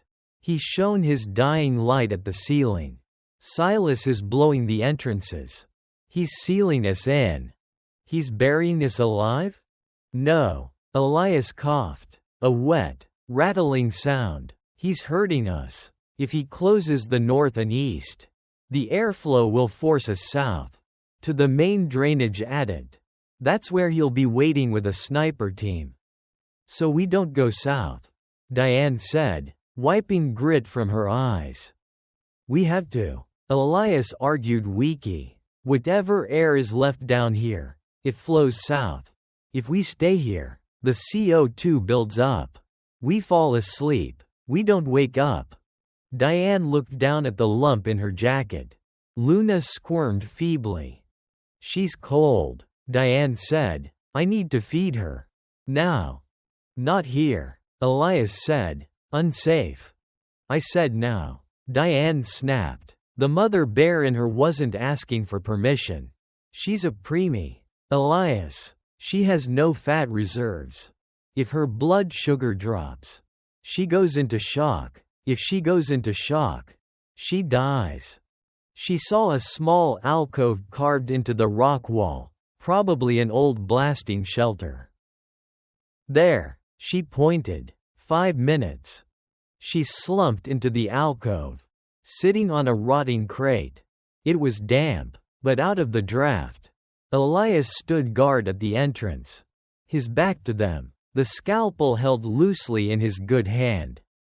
Diane unzipped her jacket. The cold air hit her sweat-drenched skin, making her shiver violently.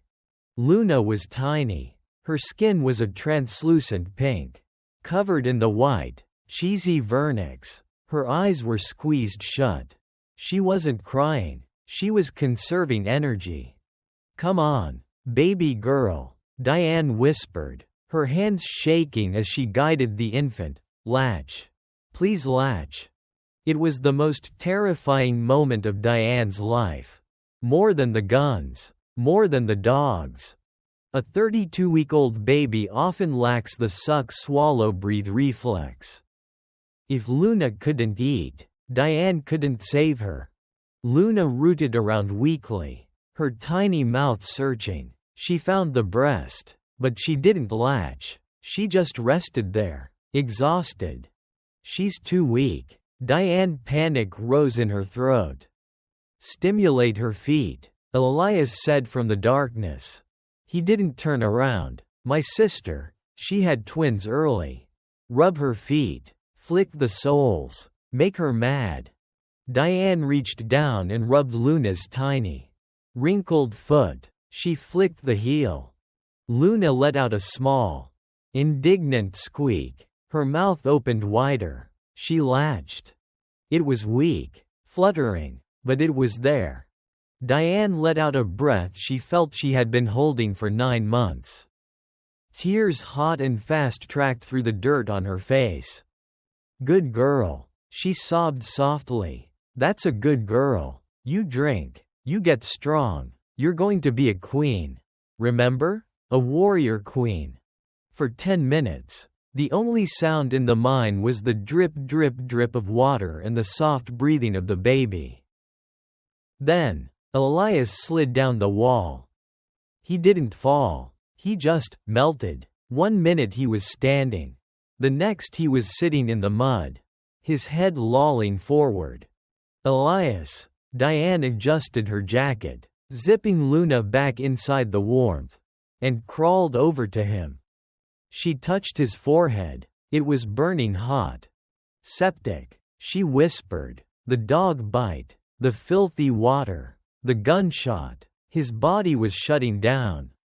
Elias opened his eyes. They were glassy. "The algorithm," he mumbled.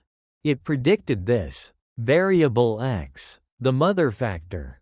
"Stay with me." Diane slapped his cheek lightly. "We have to move. You said the air flows south." "I can't." Elias smiled. A bloody, crooked grin. "Legs done. Fever's cooking my brain. I'm dead weight." "Diane." "Literally." He reached into his pocket and pulled out a folded piece of paper. It was a map, hand-drawn. "Take this." He shoved it into her hand. "Don't go south. That's the kill zone. You just said we had to go south for the air." "That's what Silas expects." Elias wheezed. "He thinks, logically. Tactical. But you need to think like a rat." He pointed a shaking finger at a dark, narrow tunnel that branched off to the left. It was barely 4 feet high. It looked like a drain. "The glory hole," Elias whispered. "Ventilation shaft 4B. It goes straight up. Vertical climb. 80 feet. I can't climb 80 feet with a baby." "There's a ladder," Elias said. "Iron rungs. Rusted. But they might hold. It comes out. In the old fire watchtower on the ridge. Silas won't be looking there. He's watching the river and the road." Diane looked at the dark tunnel. Then she looked at Elias. "I'm not leaving you." "You have to," Elias said. His voice became surprisingly clear. "Hard. You are not a woman anymore. Diane. You are a lifeboat. You have one job. Keep the passenger alive. Anything that isn't the passenger gets thrown overboard." He grabbed her hand and pressed the scalpel into it. "Take the blade. Go." Boom. A second explosion. Closer this time. The east entrance. The shockwave blew out Elias's flashlight. Pitch black. Go! Elias screamed in the dark. Go before the gas hits. Diane stood up. She felt the weight of the scalpel in her hand. She felt the warmth of Luna against her chest. And she felt the crushing guilt of what she had to do. I'll come back, she whispered into the void. I promise. Don't. Elias's voice was fading. Just when? Diane turned and felt her way along the wall until she found the narrow opening of the glory hole. She stepped inside. The air here was different. Stale, but with a faint draft. Upward. She began to walk, hunched over, her hand protecting Luna's head from the low ceiling. Behind her, she heard Elias start to sing. It was a rough, broken sound. Oh, say can you see? By the dawn's early light. He was singing the anthem. He was making noise. He was drawing them in. Diane swallowed the lump in her throat and walked faster. 20 minutes later, the tunnel ended. She was in a small, circular chamber. In the center, a rusted iron ladder disappeared into the darkness above. Diane shone her light up. It seemed to go on forever. Okay, she breathed. Okay. She checked the baby. Luna was sleeping, fueled by the small amount of milk she had managed to get. Diane tightened the jacket around her waist, creating a makeshift sling to support the baby's weight. She needed both hands. She reached for the first rung. It was cold, slick with condensation. She tugged on it. It groaned, sending a shower of rust flakes down. But it held. She put her foot on the bottom rung. Pain shot through her core. Her pelvic floor felt like it was going to shatter. Her abdominal muscles, stretched and traumatized by birth, screamed in protest. One rung. She gritted her teeth. Just one rung. She pulled herself up. Then another. Then another. 10 feet. 20 feet. Her arms burned. Her legs shook uncontrollably. Suddenly, a sound from below. Voices. Singing stopped. A voice echoed up the shaft. Subject neutralized. Silas. He had found Elias. Diane froze, clinging to the ladder in the dark. 30 feet up, she held her breath. Check the side tunnels, Silas commanded. His voice was distorted by the acoustics, making him sound like a demon in a well. Heat signature is fading on the primary target. But the secondary, the incubator, is gone. Sir, another voice shouted. Fresh tracks, leading to shaft 4B. He sent her up the chimney. Silas said. There was a pause. Diane could hear the click-click of a weapon being checked. Smart. The ladder is compromised. It hasn't been maintained since 1940. Should we pursue? No, Silas said. If I climb, the vibration might bring the whole shaft down. And I need the acid intact. Diane pressed her face against the cold iron. Don't shoot. Please don't shoot. Smoke her out, Silas ordered. Diane's eyes widened. Throw a tear gas canister up the shaft, Silas said calmly. Gravity will keep most of it down here. But the rising heat will carry the irritant up. She'll pass out and fall right into our arms. Thump. The sound of a canister launcher. A hissing sound filled the bottom of the shaft. Diane didn't look down. She looked up. She climbed. She climbed like a woman possessed. She ignored the pain. She ignored the blood running down her leg. She ignored the burning in her lungs as the first wisps of gas began to rise. Faster. Faster. 40 feet. 50. Her vision blurred. The gas was catching up. It tickled her throat. Luna started to fuss. "Don't breathe, baby," Diane wheezed. "Hold your breath." Above her, she saw a grate, a square of lighter gray against the black moonlight. She reached for it, 60 feet up. Her hand slipped on a slick rung. She swung out, dangling by one arm over the abyss. "No!" she screamed, her grip slipping. She kicked out, her boot finding purchase on a bolt in the wall. She heaved herself back onto the ladder. The gas was thick now. She was coughing. Spasms racked her chest. She reached the top. The grate was heavy iron. Locked. "No, no, no!" She slammed her fist against it. She pushed. It didn't budge. She was trapped. The gas was rising around her feet. She could hear Silas laughing far below. "Think, Diane, think." The lock was on the top side. But the hinges were old. Rusted through. She jammed the scalpel into the gap of the hinge. It snapped. Damn it. She braced her back against the ladder and pushed upward with her legs, putting every ounce of hysterical strength she had into her thighs. She screamed, a primal roar of a mother protecting her young. Crack. The rusted metal gave way. The grate flew open, clattering onto the floor above. Diane hauled herself up, rolling onto a wooden floor covered in bird droppings. Fresh air. Cold, biting, wonderful mountain air. She crawled away from the hole, kicking the grate back over it to block the gas. She lay on her back, staring up at the stars through the shattered windows of the old fire watchtower. She was out. She was alive. But she wasn't alone. A shadow fell over her. Diane reached for a weapon, a rock, a stick, anything. "Easy," a voice said. It wasn't Silas. It wasn't Thorn. A figure stepped out of the shadows of the tower. A woman, dressed in hiking gear, holding a high-powered hunting bow.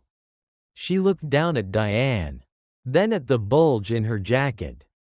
"You must be the one Elias radioed about," the woman said, before he went offline. Diane blinked, her vision swimming. Who are you?" The woman lowered the bow. She had a hard face, weathered by the sun, but her eyes were kind. "I'm his sister," the woman said. "Sarah. He told me to come get the package." Diane let out a sob of relief and let the darkness finally take her. The ride down the mountain was a blur of agony and wind. Diane sat on the back of a battered Honda ATV. Her arms wrapped around Sarah's waist. Her face pressed against the rough wool of the woman's jacket. Every bump on the logging trail sent a fresh shockwave of pain through her pelvis. She wasn't just exhausted, she was hollowed out. Luna was tucked inside Diane's jacket, secured by a makeshift sling Sarah had fashioned from a climbing rope. The baby was warm, too warm. Maybe. Diane checked her constantly, sliding a freezing hand inside the fabric to feel the tiny chest rise and fall. "Hold on," Sarah shouted over the roar of the engine. "We're crossing the ridgeline. It gets steep here." The ATV lurched forward, tipping dangerously as they navigated a washout. Below them, the vast, dark canopy of the Olympic National Forest stretched out like a restless ocean. The storm had broken, leaving behind a sky scoured clean, littered with cold, indifferent stars. They drove for 20 minutes in silence, winding through deer trails that didn't appear on any map. Finally, Sarah killed the headlights. "Why are we stopping?" Diane whispered, panic flaring. "Light discipline," Sarah said, steering the quad into a dense thicket of rhododendrons. "We walked the last 100 yards." If they have thermal drones up. The engine heat is a beacon. Diane slid off the seat. Her legs buckled instantly. She hit the wet pine needles hard. Sarah was there in a second. She didn't coddle Diane. She hoisted her up with the efficiency of a soldier moving a wounded comrade. "Lean on me," Sarah commanded. "Left foot, right foot. Don't think about the pain. Think about the kid." They stumbled through the brush until a dark shape emerged from the trees. It wasn't a bunker like Elias's. It was a cabin, small, A-frame, built from rough-hewn cedar that blended perfectly into the forest. No power lines, no driveway, just a ghost house in the woods. Sarah kicked the door open. Inside, it smelled of wood smoke, dried sage, and gun oil. Couch. Sarah pointed to a worn leather sofa near a cast-iron stove that was radiating a low, steady heat. Diane collapsed onto it. The relief was so intense it made her dizzy. She unzipped her jacket. "Let me see her," Sarah said, her voice softer now. She pulled a headlamp from her pocket and clicked it to the red filter setting. She peered at Luna. The baby was sleeping, her skin a mottled pink.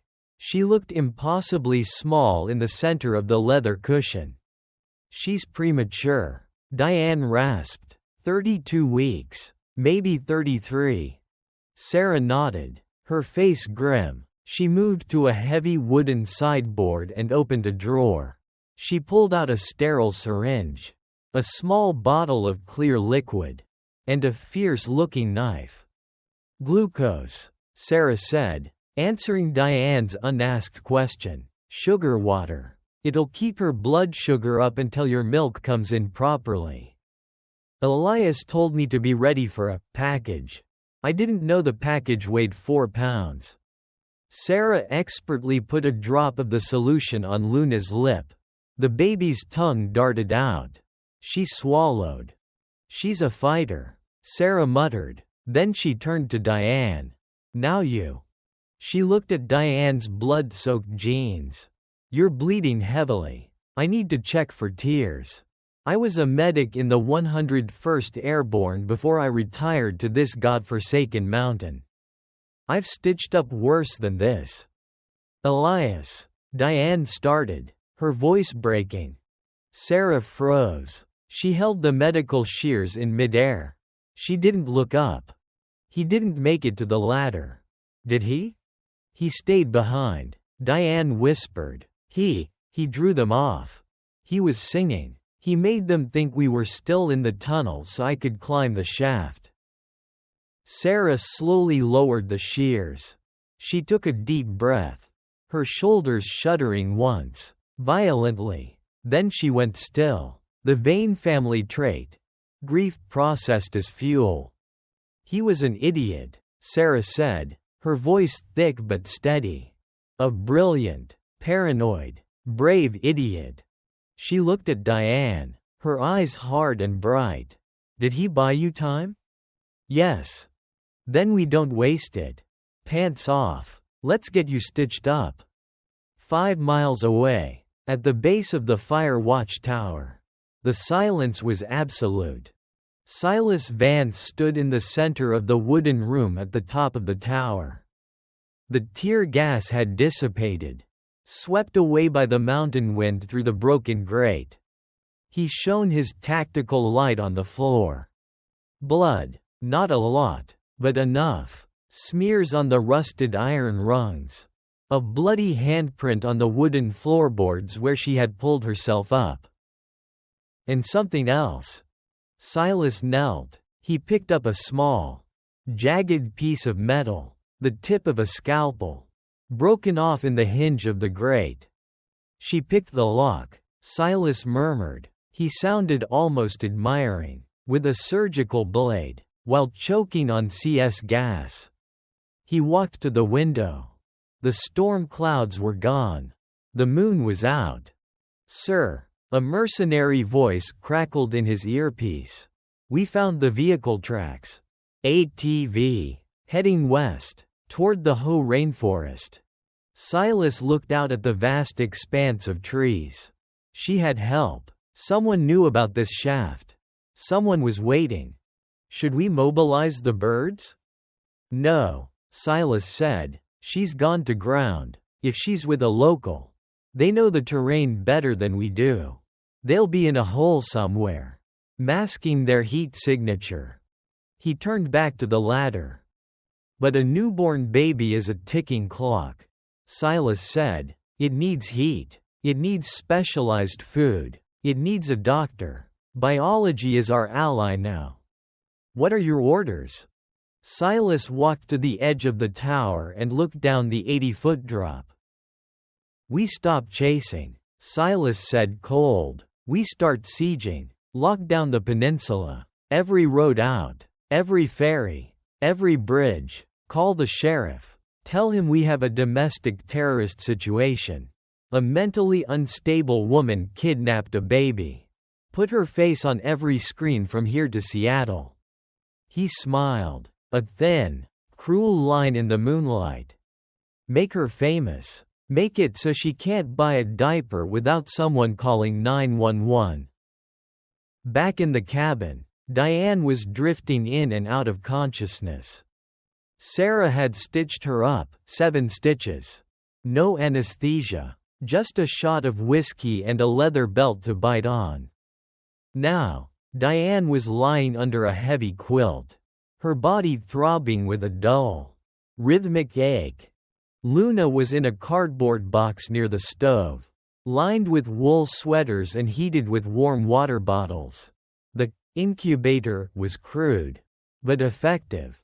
Sarah was sitting at a radio table in the corner, headphones on, turning a dial slowly. The static hissed and popped like frying bacon. Repeat. Suspect is armed and dangerous. Sarah pulled the headphones off and switched the audio to the speaker. Diane Foster, age 32, wanted for kidnapping and attempted murder. Police warn that she is suffering from severe postpartum psychosis. The infant, a surrogate child belonging to the grieving parents, is in critical need of medical attention. Diane forced her eyes open. Kidnapping?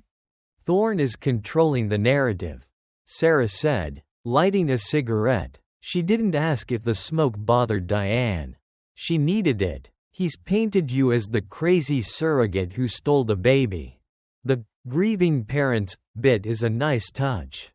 The public will eat it up. They don't know, Diane whispered. They don't know who she is. And they won't believe you if you tell them, Sarah said. Thorne has the money, the lawyers, and the media. You have a stolen baby and a criminal record for breaking and entering.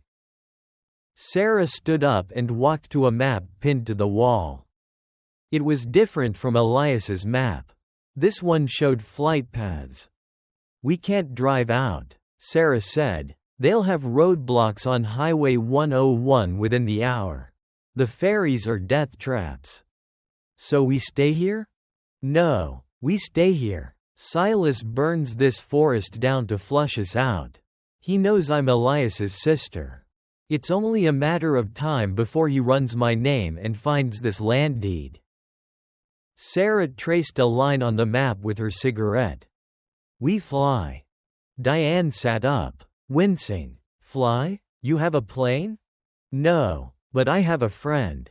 An old smuggling buddy from my wilder years. He runs a float plane out of Lake Quinault. He owes me a life debt. A float plane? Diane looked at the window. In the dark? He flies by instrument, Sarah said. He can get us to Canada. Vancouver Island is 40 minutes by air. Once we cross the border, Thorne's jurisdiction gets muddy. We can disappear into the interior. Lake Quinault is 20 miles south. Diane said, how do we get there with a newborn? We don't take the ATV. Sarah said, too loud. We take the river. She pointed to the map. The Quinault River runs fast this time of year. I have a raft. We float down under the canopy. No heat signature. No noise. We pop out at the lake. Meet the plane at 0400 hours. And vanish. A raft, Diane repeated. Whitewater? With a preemie? Sarah looked at Luna's box. Then at Diane. It's not safe, Sarah admitted, but staying here is a death sentence. Silas isn't just a cleaner. Diane, he's a sadist. I saw what he did to Elias's leg. He wanted him to suffer. She grabbed a shotgun from the rack, a Benelli M4 tactical. We leave in 10 minutes. Pack the baby. I'll pack the ammo. Diane dragged herself off the couch. Her legs felt like lead. But the fear was a powerful stimulant. She went to Luna. The baby was awake. Her eyes, dark and deep, were open. She looked up at Diane with an eerie, quiet intensity. For a second, Diane saw the ghost, the shadow of the dictator. The eyes of Viktor Volkov staring back from a newborn's face. She shook her head, banishing the thought. You're just a baby, Diane whispered fierce. You're just my baby. She picked Luna up, wrapping her in layers of wool, then sealing the bundle inside a waterproof dry bag, leaving only a small opening for air. Sarah kicked open the trapdoor in the floor. Beneath the cabin, the rushing sound of water echoed. The creek runs right under the house, Sarah said, direct feed to the river. We launch from here. Diane stepped to the edge of the hole. The black water swirled below, cold and hungry. If we capsize, Diane started. Don't capsize, Sarah said, handing her a paddle. She looked at Diane. Elias died so you could get this far. Don't make him look like a fool. Diane nodded. She stepped down into the dark. The Quinault River didn't flow, it crashed. In the daylight, it was a scenic waterway winding through the rainforest of the Olympic Peninsula. In the pitch black of a storm-ravaged night, it was a chute of liquid ice, tearing through the landscape with the violence of a derailed train. Diane Foster knelt in the bow of the inflatable raft, her knees slamming against the rubber floor with every lurch. The spray hit her face like buckshot, freezing, relentless, numbing. Dig, Sarah screamed from the stern.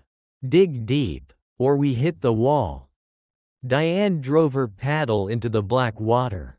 Her arms screamed. Her stitches, 7 fresh sutures in her perineum, felt like they were ripping open with every twist of her torso.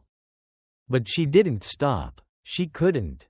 Strapped to her chest, inside a waterproof dry bag lined with wool and activated heat packs, was Luna. The baby was a silent weight against Diane's heart. Too silent. Hard left, Sarah commanded. They spun the raft sideways, narrowly missing a jagged gray boulder that jutted out of the foam like a shark's fin. The current grabbed them, spinning them in a sickening 360-degree rotation before spitting them out into a momentary lull. The raft drifted into a wider, calmer section of the river. The roar of the rapids faded to a dull rumble behind them. Diane slumped forward, gasping for air, her breath plumed in the cold moonlight. Check the package, Sarah said, her voice tight. She was scanning the tree line, her Benelli shotgun resting across her knees. Diane unclipped the top of the dry bag. She peeled back the layers of wool. Luna was pale. Her lips had a bluish tint. The heat packs were fading. She's cold, Diane whispered, panic clawing at her throat. Sarah, she's too cold. The hypothermia, she's so small. Body heat, Sarah said without looking away from the shore. Skin to skin, it's the only way. Diane didn't hesitate. She unzipped her own heavy Gore-Tex jacket. Then her fleece. Then her thermal shirt. The freezing night air hit her bare skin, shocking her system, making her teeth chatter uncontrollably. She pulled Luna out of the bag and placed the tiny, naked infant directly against her chest. She zipped the layers back up around them both, creating a cocoon. "Come on, baby," Diane murmured, rubbing Luna's back vigorously through the clothes. "Take my heat. Take it all." She felt the baby shiver. A tiny, convulsive movement. "She's shivering," Diane said, tears of relief freezing on her cheeks. "That's good, right? That means she has energy." "It means she's fighting," Sarah said, like her mother. They drifted in silence for a mile. The towering cedars and spruces of the rainforest leaned over the river, creating a tunnel of darkness. Then, a sound. Z's. It wasn't the wind, it was mechanical, high-pitched, like a mosquito the size of a hawk. "Drone," Sarah hissed. "Freeze." "Where?" Diane looked up, searching the sliver of sky between the trees. "Thermal," Sarah said. "Don't move. The water is 40 degrees. Our bodies are 98. We're glowing targets." She grabbed a silver emergency blanket from her pack and threw it over Diane's head, covering her and the baby. "Get under. It reflects the heat back down. Masks the signature." Diane crouched under the crinkling foil. It was dark and suffocating. She could hear the drone getting closer. It was lower now, hovering just above the treetops. Z's, Z's. It paused directly overhead. Diane held her breath. Luna stirred against her skin, letting out a soft mewl. Diane pressed her hand gently over the baby's back, soothing her. "Shush. Not now. Please, not now." If the drone had a spotlight, they were dead. If it had a weapon payload, they were dead. The buzzing hung there for an eternity, maybe 30 seconds. Then, slowly, it moved on, fading downstream toward the lake. Sarah pulled the blanket off. Her face was pale in the moonlight. "They're scanning the river mouth," Sarah said. "They know we're coming. So we can't go to the lake," Diane said. "If we paddle out onto the open water, they'll see us. We have to." Sarah checked her watch. "The pilot, Jack, is landing at 0400. He touches down, taxis to the inlet, and waits exactly 5 minutes. If we aren't there, he takes off. He won't risk his bird for a ghost." "It's 3:45, Diane said. "We have 15 minutes. Then we paddle," Sarah said, "and we pray Silas is looking at the wrong inlet." Silas Vance sat in the passenger seat of an idling SUV parked on the boat ramp at the south end of Lake Quinault. He was watching a tablet screen. The feed from the drone showed the river winding through the darkness like a black snake. There were heat signatures everywhere: deer, elk, a bear near the water's edge. But no raft.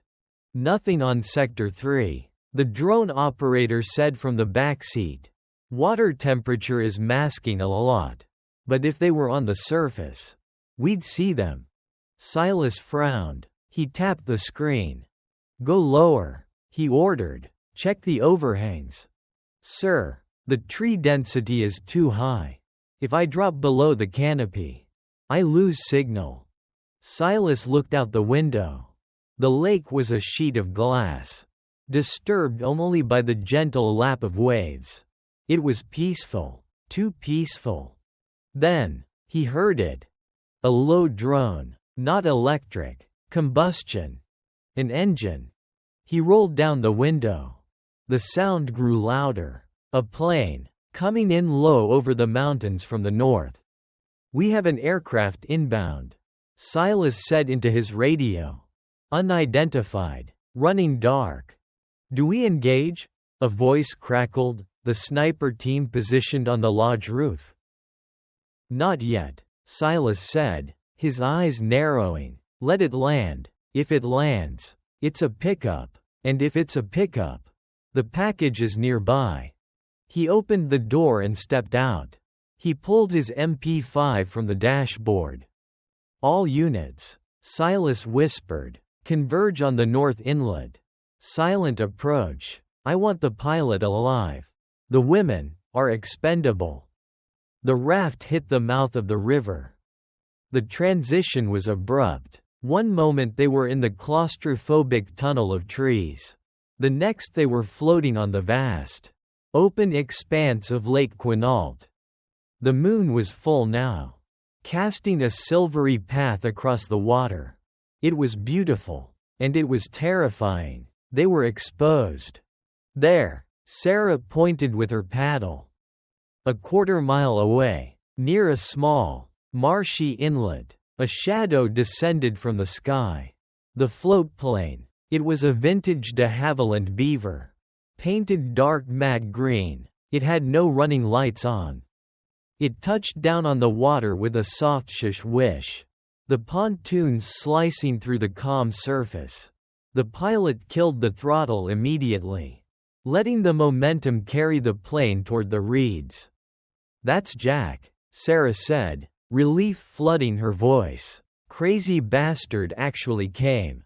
Let's go, Diane said. She grabbed her paddle. They drove the raft toward the plane. The sound of their splashing seemed deafening in the silence. They were 100 yards out when the plane's door opened.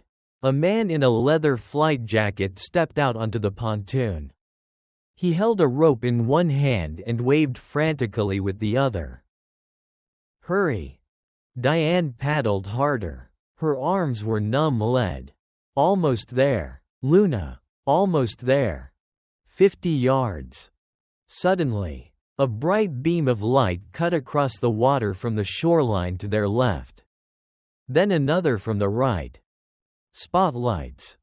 Trap! Sarah screamed. Jack, get out of there!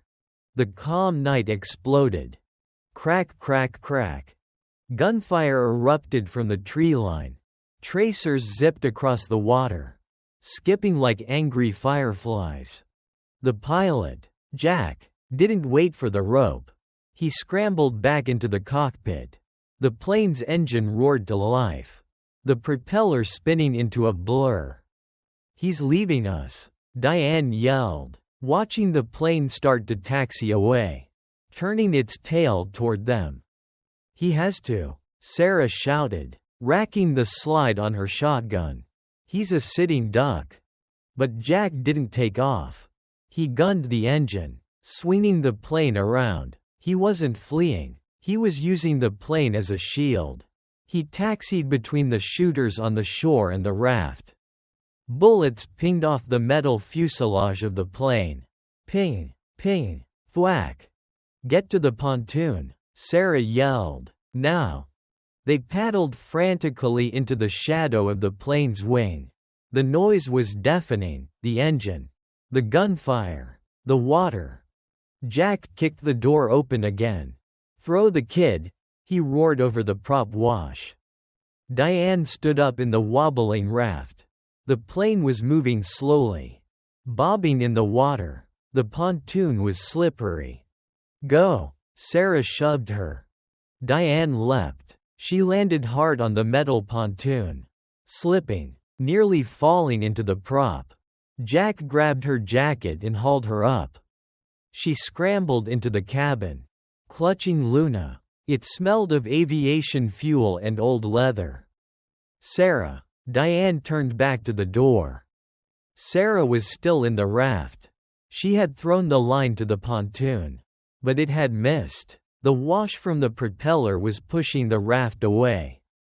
Jump! Diane screamed, reaching out her hand. Sarah stood up. She looked at the distance. It was too far. Then she looked at the shore. 2 boats were launching, fast attack crafts, blue lights flashing. Sarah looked at Diane. She smiled, a sad, tired smile that looked exactly like Elias's. "Get her out of here," Sarah mouthed. She didn't jump for the plane. She sat down in the raft, picked up her Benelli, and racked another shell.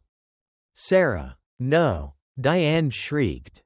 Sarah aimed the shotgun at the approaching boats. Boom!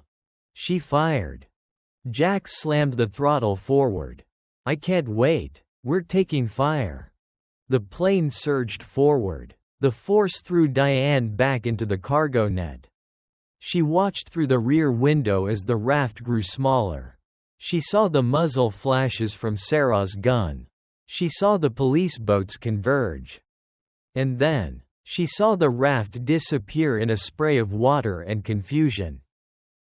The plane lifted. The pontoons broke contact with the water. They climbed into the night sky, banking hard toward the mountains, toward Canada. Diane sat on the floor of the plane, clutching Luna so tight her knuckles were white. She was safe. They were in the air. But below them, on the dark water of Lake Quinault, the last of the Vane family was fighting a war she couldn't win. Diane looked down at her daughter. Luna's eyes were open, wide and dark. "You remember them," Diane whispered, her voice shaking with a rage that frightened her.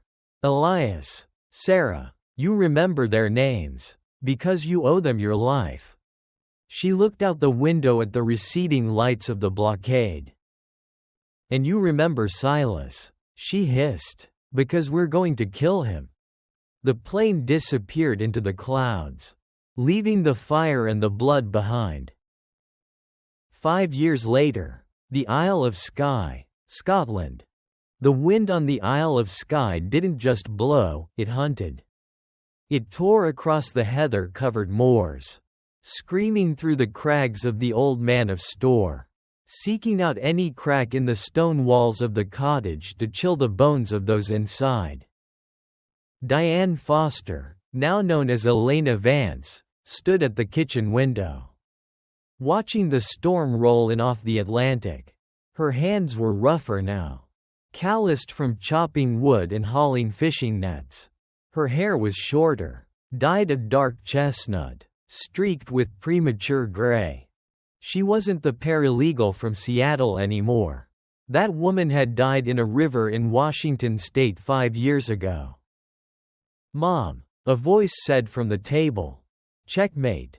Diane turned. Luna sat at the heavy oak table, staring at a chessboard. She was 5 years old, but she had the stillness of a statue. Her hair was pale blonde, almost white, like the winter sun. Her eyes were a piercing, unsettling blue, the exact shade of the glacial ice in the videos Diane had seen of Volkov. Diane walked over to the board. Luna was playing against herself. She had set up a complex endgame, a variation of the Sicilian defense. "You sacrificed your queen," Diane noted, tracing the empty square where the white queen had been. "It was a distraction," Luna said. Her voice was soft, precise, lacking the bubbling cadence of other children. "The queen draws the eye. The knight does the work." Diane felt a familiar chill snake down her spine. It wasn't fear of her daughter. She loved Luna with a ferocity that bordered on madness. It was fear for her. Fear of the biology ticking inside those tiny cells. "Smart," Diane said, kissing the top of Luna's head. "Now, pack the board. We have to check the perimeter sensors." "The sheep are restless," Luna said, not moving. "They're huddled in the east pasture. Something spooked them." Diane froze. She looked out the window again. The sheep were indeed clustered against the stone wall, facing the single-track road that wound up from the village of Portree. Diane didn't ask questions. She didn't dismiss it. She moved. She went to the loose floorboard under the rug and pulled it up. Beneath lay a matte black Sig Sauer P320 and a hunting knife. She checked the chamber. Loaded. Go to the cellar, Diane said calmly. Luna didn't argue. She didn't cry. She slid off the chair, grabbed her small backpack, always packed, always ready, and vanished into the pantry where the hidden door was. Diane waited. 10 minutes later, headlights cut through the gloom. A Land Rover Defender, black, mud spattered. It stopped at the gate. A man stepped out. He walked with a heavy limp. He wore a thick wool coat. But the way he moved, scanning the horizon, checking the wind, was military. He walked up the path. He didn't knock. He stood at the door, waiting.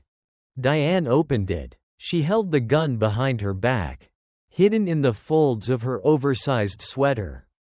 The man looked older. His face was a map of scar tissue on the right side, burn marks that had healed into shiny, tight ridges, the legacy of a flare gun fired at point-blank range. Silas Vance. Hello, Diane, he rasped. The voice was the same. Gravel and broken glass. Elena, she corrected. And you're trespassing. Nice spot, Silas said, looking at the desolate moors. Hard to find. Took me 4 years to crack the encryption on that pilot's flight logs. Jack? He didn't talk easily. But everyone talks eventually. Is he dead? Diane asked. Everyone from that night is dead, Silas said, except us, and the acid. He looked past her, into the warm, dim cottage. Is she here? Does she know what she is? She's a child, Diane said, her grip tightening on the gun. She likes chess and chasing rabbits.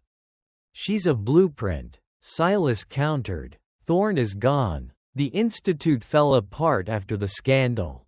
But the client, the people who paid for Volkov, they're still waiting. They want their investment back. He took a step closer. I'm not here to kill you, Diane. I'm here to make a deal. Hand her over. You walk away. I have a passport for you.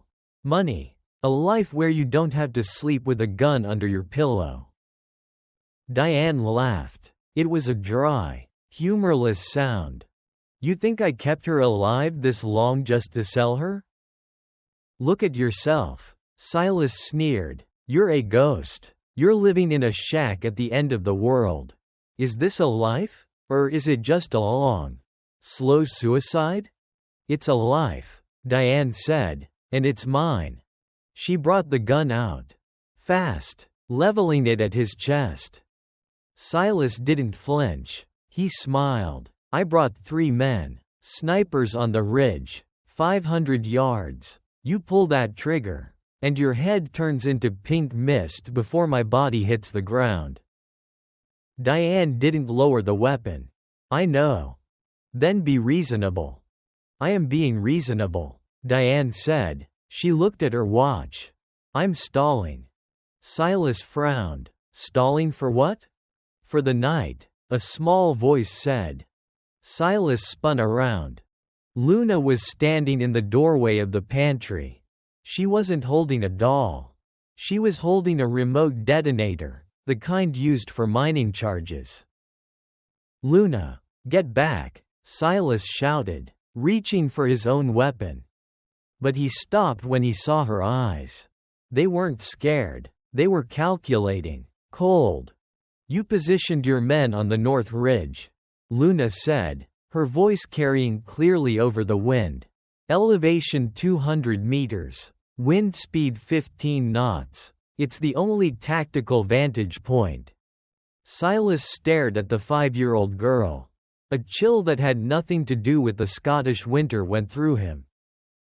What did you do? He whispered. Mommy taught me about fatal funnels, Luna said, and Uncle Elias taught Mommy about shaped charges. She pressed the button. Boom. The ridgeline, half a mile away, erupted. A massive plume of earth and rock shot into the sky as the preset explosives. buried there 3 years ago for exactly this moment, detonated. The ground shook violently, knocking Silas off his feet. The Land Rover's alarm started blaring. My snipers, Silas gasped, looking at the smoke rising from the hill. Gone, Diane said. She walked over to him, kicking the gun from his hand as he tried to rise. She pressed the barrel of her Sig Sauer against his forehead. Checkmate. Silas looked up at her. He looked at the scar on his face, then at the smoking hill, then at the little girl standing calmly in the doorway. He started to laugh. It was a wheezing, painful sound. You did it, he choked out. Thorne was worried the clone wouldn't inherit Volkov's genius. But she didn't get it from him. Did she? He looked at Diane. She got it from you. You're the monster now. Diane. No, Diane said softly. I'm just a mother. Bang. The shot echoed across the empty moors, silencing the wind for a heartbeat. Diane didn't look away. She holstered the gun. She walked over to the body and searched his pockets until she found the satellite phone. She dropped it on the ground and crushed it with her boot. She turned to Luna. The little girl hadn't flinched. She walked over to her mother and took her hand. Her small fingers were warm. Are there more? Luna asked, looking at the dead man. Always, Diane said, but they won't find us here. Not anymore. Where do we go? Diane looked at the sea. South, Patagonia. I have a safe house in the mountains. Sarah's cousin is there. Okay, Luna said. She looked at the chessboard on the table. Can we finish the game later? Yes, Diane said. We have a long flight. They walked back into the cottage. Diane grabbed 2 bags. She didn't look back at the house, or the body, or the life they were leaving behind. As they walked down the path toward the Land Rover, their new ride, Diane looked down at her daughter. Luna was humming a soft, rhythmic tune. It wasn't a nursery rhyme. It was the song Elias used to hum, the Star-Spangled Banner, but she was humming it in a minor key, turning the anthem into a dirge. Diane squeezed her hand. I love you, Luna. Luna looked up, her blue eyes bright and fierce. I know, Mom, I love you too. They got into the car. The engine roared to life. As they drove away, leaving the burning hillside and the cold corpse behind, the rain began to fall again, washing the blood into the earth, feeding the heather that would grow over the bones of the wicked. The game wasn't over, but for the first time, the pieces were moving on their terms.